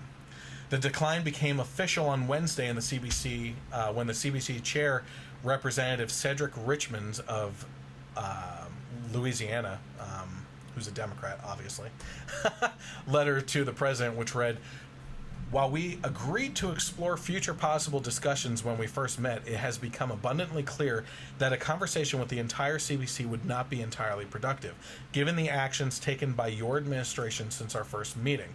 While you can solicit the engagement of individual members of our caucus, the CBC as a caucus declines your invitation to meet at this time.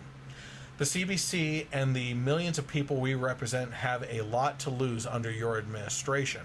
I fail to see how a social gathering would benefit the policies we advocate for. The CBC will always be willing to engage in discussion and debate about policies and programs that will make America a more perfect union for all." So here we're talking about the Republican Health Care Act, that they're pissed off that they can't be a part of that discussion. And here they're being invited to be a part of the discussion. But they don't want to be. And they say, literally, I quote, "I fail to see how a social gathering would benefit the policies that we advocate for."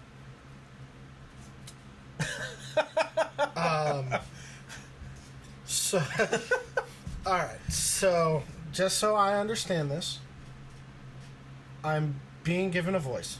Yeah. I'm saying that my voice isn't being heard. I'm being given the opportunity to use my voice, and I'm declining to use Because they're my not giving voice. you your voice.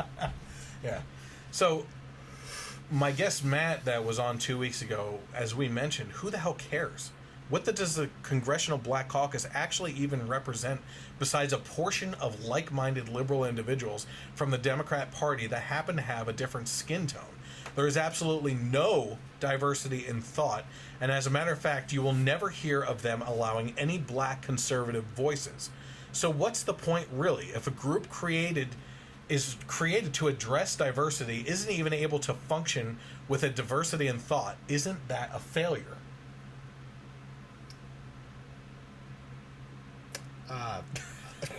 I mean, that is actually very insightful. And yeah,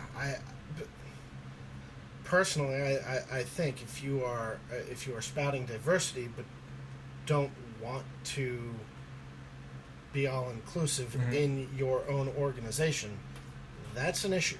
Yeah. Hypocrisy, irony within it is you stumble on the words because there's just so much wrapped up into it. It's quite. I mean, I really like him as a guest. I've never met the man. Oh, Matt, yeah. But he's been on a couple times, and he's always very insightful, very to the point, and he calls people out on what they are. If you are a group of like-minded individuals who are looking for progression, but you don't want to include the other side, you're gonna have an issue. Yeah. I mean, it's just like I said before. 1 + 1 is 2. 2 + 2 is 4. There's a give and take, and unfortunately, it's not there. No, not at all. As a matter of fact, I was hoping to have a video from my friend Kira, who I met at CPAC, who is phenomenal. Sure. She doesn't like black. She says brown is the word that we should be using. Okay. And she said that she's a brown conservative who wears a Make America Great Again hat out in Los Angeles, California, where she lives. in the bastions of liberalism. Just the in the video. All the time. All the time. She is like the lion out there. That's awesome. Yeah, lioness. I'm sorry, Kira. But she actually had a statement that she tried to record on video for me, and it unfortunately didn't come through, and we didn't have it in time for this morning. But she said that she would like to get involved in that kind of conversation in the future. But one thing that she did point out is the history of the Congressional Black Caucus, which at one point had its purpose, right? When they didn't have that voice in public discourse. And it's just lost its way, you know? And it's kind of like I said, with unions, I believe, which is unions at one point in time were there to protect the people from bad working conditions. Right. But now they use it to blackmail and smother the people that pay into it. Sure. You know? You're forced to pay to be a part of the union. And in cases like school districts, I'm sorry for school teachers, it's not a dig on them, it's a dig at the union structure itself. But you're holding the taxpayer money, you're holding the child's education hostage of the community hostage in order to blackmail for more money from the taxpayers. Sure. You know? So at one point these things did have a purpose. I don't think that it's there anymore. Now, union-wise, I do believe police unions, firefighter unions, those do serve a purpose for very dangerous circumstances in everyday life. Okay, so it's rare that I ever give California any credit for things, especially politically, but I have to hand it to them. According to the Daily Wire, their court system just surprised the heck out of me this week when it was announced that the judge was dismissing 14 of the 15 charges brought against undercover investigative journalists David Daladian and Sandra Merritt, who were behind the videos that shone a light on Planned Parenthood selling baby body parts on the medical market for extra profit. In California, the court decided this. 14 of the 15 were dismissed. That's impressive. Yeah. So on Wednesday, the San Francisco Superior Court dismissed 14 of the 15 felony charges brought against them by the Planned Parenthood-supported Attorney General of California. The trumped-up charges were brought by California Attorney General Javier Becerra, who has received thousands of dollars in donations from the victim of the video sting operation, which is Planned Parenthood. The 15 charges Becerra brought against the pro-life journalists were so over the top that even the left-leaning Los Angeles Times condemned them as a disturbing overreach that could prove detrimental to future similar journalistic investigations. Now, Life News reports that the court ruled that counts 1 through 14 were legally insufficient. The state has the opportunity to amend it and complete a more legally sufficient and specific complaint. The California's Attorney General filed 15 criminal counts against Merritt, with counts 1 through 14 for each of the alleged interviews, and count 15 for an alleged conspiracy. So that's the one that's still upholding. The conspiracy. Yeah. San Francisco County Superior Court Judge Christopher Hite gave the state attorney general's office until mid-July to file a revised complaint.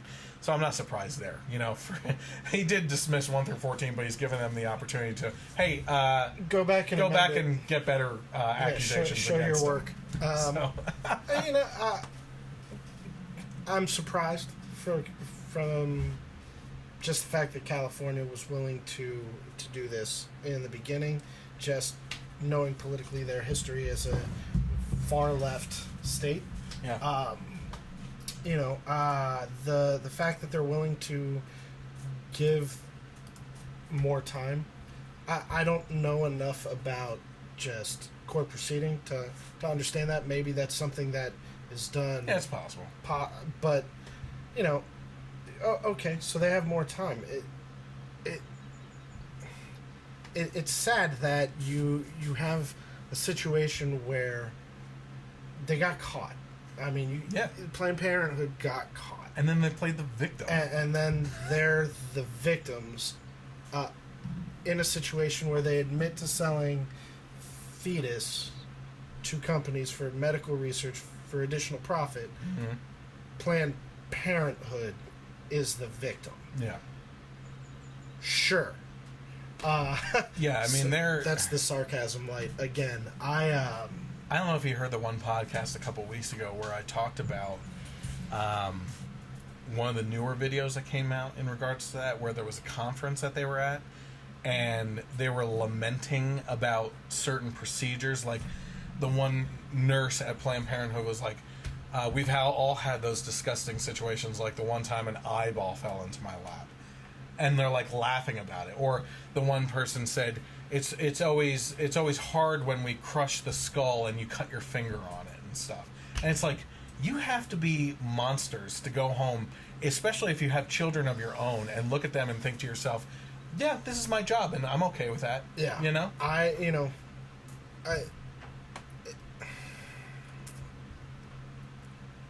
will flat out tell you, I am very pro-life. Yeah. I am, and again, I've said before, I am willing to listen to reason if you can explain to me a situation that dictates taking a life. Mm-hmm. There's no other way around it as I see it. Convince me otherwise. Yeah. Which, you're going to be hard to. And, I clam up in this type of conversation about abortion because it actually upsets me. There are other options out there. And I understand that not all pregnancies end well. But you have people talking about, and I mean, I've heard people say things that are callous about their jobs, customer service or whatever. There's a great line in Clerks where this job would be great if it weren't for the annoying customers. Yeah. Hey, what's that guy's name? Annoying customer. But I mean, you're talking about a human. Yeah. Fully formed or not, you're talking about a human, and if you're willing to do this, whatever, I won't judge you. It's not my place to judge you. I don't want to hear about it. I don't want to know. You don't want to come up to me and just say, "Hey, I'm having an abortion," because my response would probably be something like, So we've had many conversations about abortions on this podcast and everything already. I mean, yeah, you're absolutely right. You don't even need to go on because thank you. Yeah, I get accused of cutting people off too early when I want to say stuff, so I just wanted to make sure. Yeah, well, I'm not allowed. Well, you told me beforehand you're not allowed to use certain words. Yeah, and I feel very strongly, and unfortunately, I can't convey what I feel without using some of those additional words. I agree with you. Yeah. Matt Staver of Liberty Counsel told Life News that the dismissal of almost all of the unprecedented charges was a huge victory, not just for Merritt and Daladin, but for every journalist who provides valuable information to the public. Staver expressed confidence that the final conspiracy charge will also fail. In an excerpt from the Los Angeles Times condemnation of Becerra's disturbingly aggressive actions against Daladin and Merritt, they wrote, "It's disturbingly aggressive for Becerra to apply this criminal statute to people who were trying to influence a contested issue of public policy, regardless of how sound or popular that policy may be. In similar cases, we have denounced moves to criminalize such behavior, especially in the case of animal welfare investigators who have gone undercover at slaughterhouses and other agricultural businesses to secretly record horrific and illegal abuses of animals. That work, too, is aimed at revealing wrongdoing and changing public policy. That's why the state law forbidding recording of conversations should be applied narrowly and to clear and egregious violations of privacy where the motive is personal gain." So what's interesting about this is the very left-leaning liberal Los Angeles Times, right, is writing this article and is showing some self-reflection Sure. and comparison, right?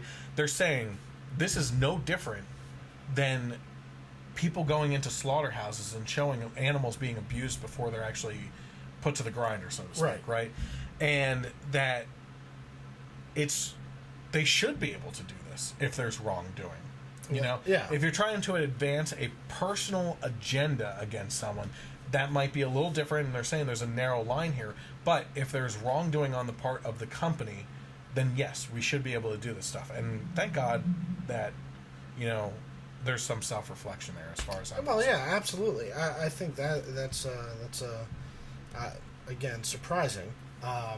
But, you know, it is a very hot button topic, and it always will be as long as you know it's going to be around. It will be, you know, and I actually thought I'd never say these words, but good job, Los Angeles Times. It's worth noting that Daladin and Merritt were also in legal trouble in Houston, but all of the similarly over-the-top charges were ultimately dismissed. Now, interestingly enough, while that isn't the only story on Planned Parenthood that I have, the next one ties directly into our last main topic for the day here, which is that Planned Parenthood apparently spent $734,000 to try and get Georgia's Jon Ossoff elected. Now, according to the Resurgent, Planned Parenthood says that they are not partisan, but they just spent $734,000 in a failed Georgia race in an attempt to have Democrat Jon Ossoff elected to represent Georgia's 6th Congressional District. According to the Washington Times, that Planned Parenthood was the second biggest spender for the Democrats in the race, behind the National Committee itself for the Democrats. Ossoff raised $23 million to secure current Health and Human Services Secretary Tom Price's former seat, but lost by 4 points to Karen Handel. Although America's largest abortion business, Planned Parenthood, spent six figures in support of her opponent, Jon Ossoff, Karen's record of courageous spending won the day. Courageous leadership won the day, stated the president of Susan B. Anthony List, a pro-life organization, according to the Times. Of course, one of the things that you're always going to hear in the argument from Planned Parenthood, the main argument against Planned Parenthood politically is that our taxpayer money shouldn't be used in the abortion industry to provide abortions from taxpayers who believe against that. Sure. Right? Now, Planned Parenthood would tell you that that money isn't used for that it's used for other women's health services, right? Okay. But they're also going to tell you, in this case, that $734,000 of the money that was sent to Jon Ossoff to win the race was probably not taxpayer money as well. But who's keeping track of this stuff unless you have an auditor in the building that's actually tracking dollar for dollar where everything's going? I mean, you're basically taking from one pocket, putting it in the other, and spending here and there, you know? Sure. So, in my mind, all the money that Planned Parenthood spends is, in essence, tied directly to the taxpayer money if they are receiving those funds. Sure, and that I understand. I mean, you're a nonprofit organization, right? That's what they are. Unless you're selling baby body parts. Well, you know, that aside from that, they are considered nonprofit, right? They're not a profit-based business. I don't know. You know, you get certain tax exemptions. You're taking money from the government. Again, you're watching this podcast, listening to this podcast. There are two people. I pay my taxes. I'm assuming you pay your taxes. I vehemently disagree with what Planned Parenthood is doing as far as the abortion. So I don't want to see my money go to them, but I have to. Yep. And so, you know, the fact that they... Supreme Leader Whitbird reaching in your pocket. So, you know, it's one of those things where you listen to them say, well, no, and like, to your point, you know, do they have an auditor to prove it? I would be curious to see how that would work out. You know, you can cook books any which way. Do we need to get a forensic accountant in there to take a look?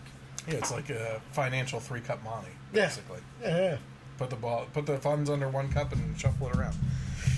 So, I said that you can count this as another chalked up win for the pro-life side, as well as a win for the Republicans, amidst what the left felt was a referendum on the Trump administration and the highest amount spent historically for a congressional race.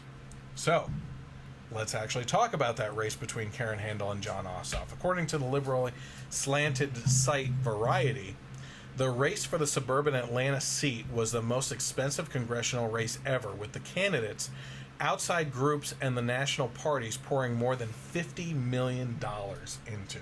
Wow. Just for this congressional race. They noted that the race was closely watched by the national party organizations in Washington, activists across the country, and a host of politically engaged entertainment figures.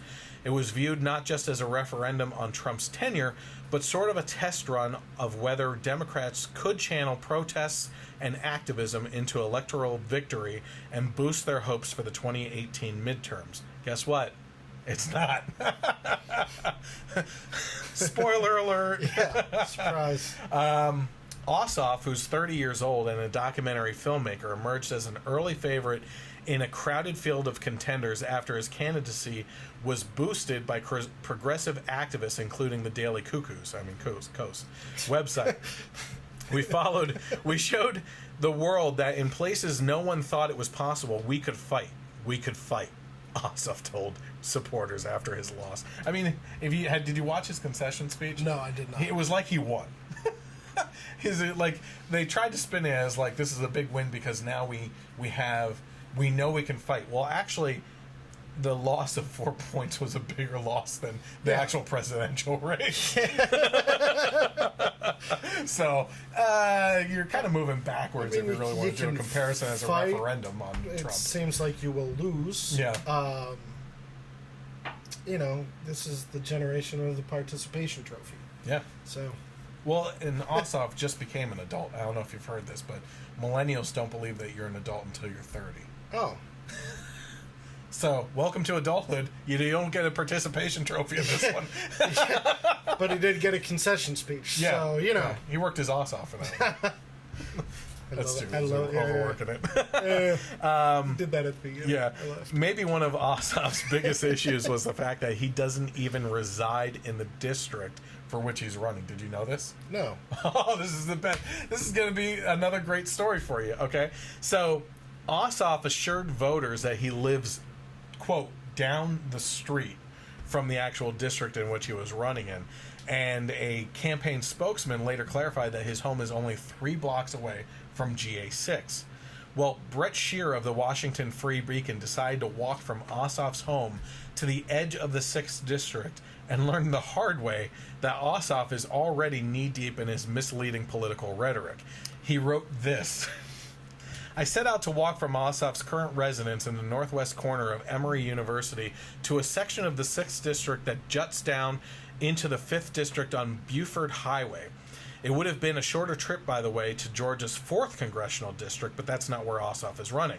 I drew myself my own little map, knowing that my phone would be taxed by my attempt to put the entire quest on Facebook Live, and set out at 10:32 a.m. for the International Cafe, which I determined to be the closest landmark inside the 6th district. After crossing the highway, I was able to capture video of the final stretch of my video through my phone, though my phone again failed before the glorious International Cafe came into sight. Shear arrived at the International Cafe 2 hours later, with the entire trip coming in at 3.2 miles from the actual district in which he was running for. Shear called an Uber for the ride back, which took over 18 minutes to drive, not exactly 3 blocks away. All right, so there's a couple things here. The 3 blocks away thing, okay.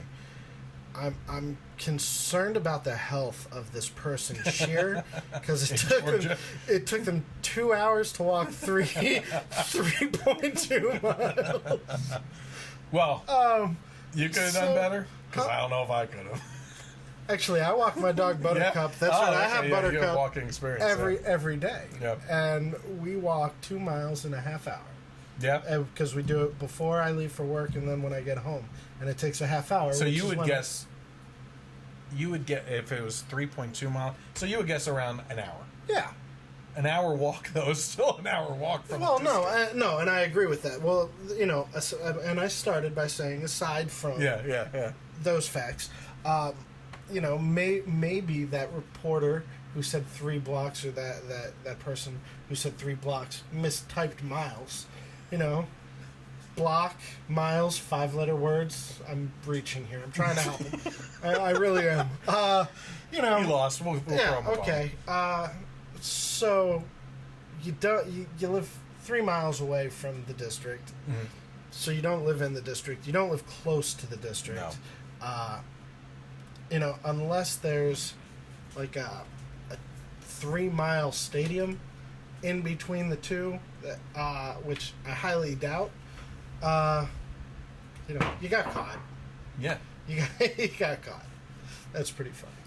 That's actually really that's really funny. Perhaps that the cherry on the sundae is that the Democrats are now finally calling for Nancy Pelosi to step down from her leadership position, as if the past couple years haven't already proven she is completely out of touch with the country and continues to try and push the old leftist narratives that are the direct result of why President Trump got elected in the first place. Yeah. You know? Yeah. I mean, they kept her in there because they thought she could come up with fresh ideas. She hasn't. And she's past her expiration. The reason why Trump got elected is because of what the left has been doing. I would agree with that. Yeah. You know? I would absolutely agree with that. I will say I did not vote for him. I did vote third party. Who would you go for? Gary Johnson. Okay. Now, did you look into did. the Libertarian Party primaries? No. Okay. No. When everything was said and done, and you had your obvious 2 choices, I researched some of the other choices. Gary Johnson was the one that fit what I felt would have been most. I didn't agree with him on everything, but I personally couldn't support Trump, and I wasn't there. You know, it's a cold day in hell before I vote for Hillary. So I had to make a choice, and I'll be honest, this was the first time I've ever voted third party. Okay. It was a little different, and I don't just go in and flip the switch that says Republican or flip the switch that says Democrat. Again, I do my research. I think that that's important. And it's an American responsibility. Well, yeah, and a lot of people shirk that responsibility and just go in and flip that switch, which, you know... Oh, look, a bird landed on Bernie Sanders' podium. He's so cute. Yeah. You guys lost, but that's because... That's the DNC, not our problem. Yeah. Good job. Yeah. Thanks. So what's interesting is that... well, I want to get back to Gary Johnson himself, Sure. but my wife voted for Darrell Castle, the Constitutional Party person. Yeah. So, yeah, I completely understand. You two couldn't bring yourselves to vote for Trump, and I understand that. I was, like I said, a never Trump person at first, but for the Supreme Court. Right. That was my personal opinion. I would encourage you to, if you don't already know who he is, look into Austin Peterson. Austin Peterson. Yeah. I will look into So he ran against Gary Johnson in the primaries and should have won. Okay. Because Gary Johnson is backrap crazy. Yeah, well, I mean, You know, he is. He makes the libertarian brand look bad. Okay. He may have the right policies, but as a person, he's wrong for it. Sure. Austin Peterson is phenomenal. Okay. So look into him. I absolutely because will. He's incredible. Okay. As a matter of fact, one of the more fascinating conversations you might want to check out first is Dave Rubin interviewing him on the Rubin Report. Sure. It's really good. I appreciate that. And the debates in the primaries were really good as well. Yeah. So we're talking about not being able to bring yourself to vote for Trump and everything. What I do find interesting before we end this topic is that a lot of people that have issues with the way that Trump comes off as how he feels or what he's accused of doing isn't really there and doesn't exist. Now, the whole grabber by the comment was effed up. You know what I mean? It was really screwed up that he said something like that. At the same time, guys and girls both say stupid sexual things all the time. Now, maybe not like Yeah. you know, really religious people and everything, but like I kept on saying back then, how many of the women that complained about that are in their homes reading 50 Shades of Grey? Right. You know what I mean? And then also you had the whole he's against the LGBT community. But he was the first one to... First of all, he's the first president to assume office with an open gay marriage stance. Yes. He doesn't care. Yeah. You know, Barack Obama was against gay marriage when he got into office. I did not know that. He changed his mind in 2009, or I'm sorry, when did he assume office? Yes, so 2010 or 11 is when he changed his mind. For re-election? Yeah, basically. No. Yeah, no, not at all. Hillary Clinton espoused that marriage was between a man and a woman well into the 2000s. And you know that's a whole other issue. Well, I think had she divorced Bill in the 90s, she would have won this election, I believe. Because yeah, absolutely, because she would have been able to take the feminist stance a little bit better, that you don't need a man to do things, when it's obvious that political expediency has led her to stay with Bill Clinton after all the times that he's screwed around. I honestly have no idea. But beyond the gay marriage issue for Trump, he was also asked during the primary to trip him up how he felt about transgenders using the bathrooms that they identify with. Would he allow that in his hotel? He said, "Yeah, Sure. yeah, Yeah, said, well, "Why not?" that I remember. Yeah. So he did that. Then you have people talking about how he's racist. Well, first of all, you can't point to anything that he specifically said that's racist unless you're trying to really stretch for the wall being put up to keep Mexicans out or whatever. You know, if you really want to go that route and say that he hates Mexicans, but really a border is something that's a defense mechanism against anything. You know, but that you can't find anything on that. His campaign manager, Kellyanne Conway, was a female. They always say he's sexist. He points females to top positions. Right. I mean, like, the stuff that the media tries to push out and the left tries to push out over Facebook is, in most cases, completely false. Does he say stupid things?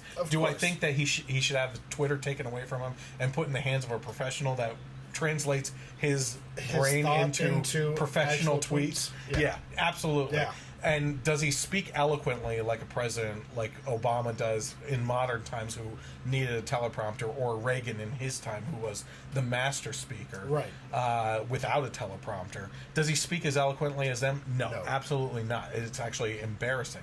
But these accusations of being racist, bigoted, sexist, I don't think that they fit the bill for him at all. Well, again, I think it comes back to people doing their own research and not just repeating what is said on Facebook or what is said in the news, or any aspect of media, social or traditional. Yeah. I just believe do your own research and form your own opinion. Can I ask you, what was your biggest issue that made you say, I'm not even going to vote for him, I'm going to go third party? Or even a couple? Well, so it wasn't. A lot of it wasn't the political stances. It's personal character. Yeah, it was a lot. It was a lot of personal character. I mean, I been involved in locker room talk before? Absolutely. I'm not gonna sit here and say I'm, the ultra feminist. But well, like we said about Johnny Depp, I feel you are on, soapbox A. Yep. You have a responsibility, because you're on that soapbox, you have that exposure, to do the right thing. Now, in this case, it was private,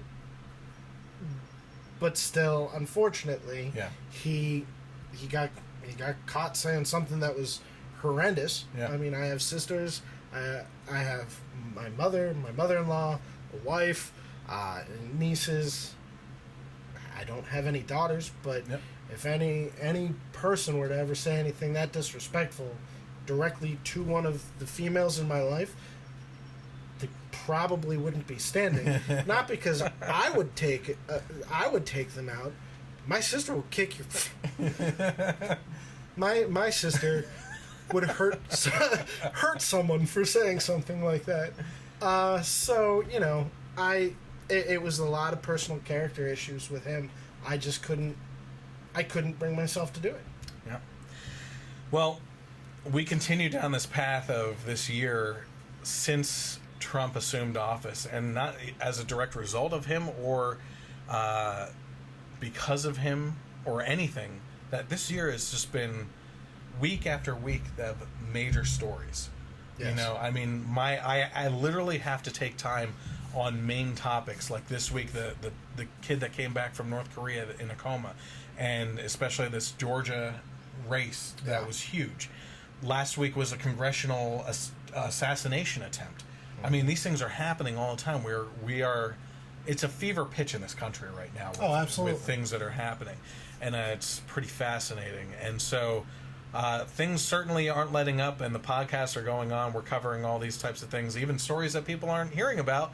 For instance, Sanders' wife being under investigation, or the fact that Ripple is confined to his home after trying to get rid of his wife. So again, I just want to thank everyone for tuning in, whether you're watching live right now or you tune into the podcast later on Stitcher, Google Play, or iTunes. Even if you're tuning in on KLRN Radio on Sundays. I want to thank you guys for watching. I want to thank Goody for coming out. It's much appreciated. Yeah. I'm glad he finally was able to. And it's always a good time. And one of the things I want you to do is, you know, certainly I want to push for a little campaign right now. I hate self-promotion and pushing for things, but one of the things that I really want to get to right now is to push over a certain mark on subscribers and likes on Facebook and everything, but especially with YouTube right now, it's important to hit a certain milestone that would open up more avenues for me as a content creator. So I want to push a little campaign for hitting the subscribe and like button on Facebook. So on Facebook, what you want to do is look for the Generation Y Conservative, like the page, and then go under the following section and hit get notifications so you know when we go live with the podcast. And then more importantly, on YouTube, I want you to hit subscribe and share that and any other social media that the Generation Y Conservative is on with friends and family that might be of like mind, that would take interest in these topics. Make sure that they subscribe and hit that little bell on YouTube as well to get notifications when new videos are published to that. Again, if politics isn't your bag with everything and you're an entertainment person, we are doing movie reviews as well that are a lot of fun. The next one coming up very shortly is the Spider-Man Homecoming movie. Are you down for being a part of that? I would love to see that movie with you. Okay, we'll have a good time. So right now, on the docket, from what I understand, I will have Nick, who was part of the Guardians of the Galaxy review, which was great. Mike, who was also part of that, and the Wonder Woman review. Goody here, and Matt should be joining us as well for this, so you'll be able to meet him then too. Yeah. So that will be 5 or 6 of us. Nice. And so we're going to have a good time with that. Yeah. And it's supposed to be already getting early reviews as one of the best Marvel movies of all time. So we're really looking forward to that. So even if you don't like the political stuff, keep tuning in for the entertainment stuff as well. We try to make it fun, try to make it interesting.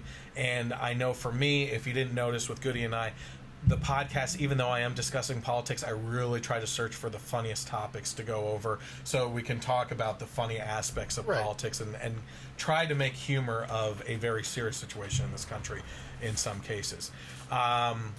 Also, if you want to interact with me, you can find me on Twitter with @GenYConservative without the E on the end. All that information is on the bottom of your screen right now if you're watching, and I encourage you to do that. Again, thank you for tuning in. Thank you, Goody, for being here. Thank you. Have a great night. And God bless America.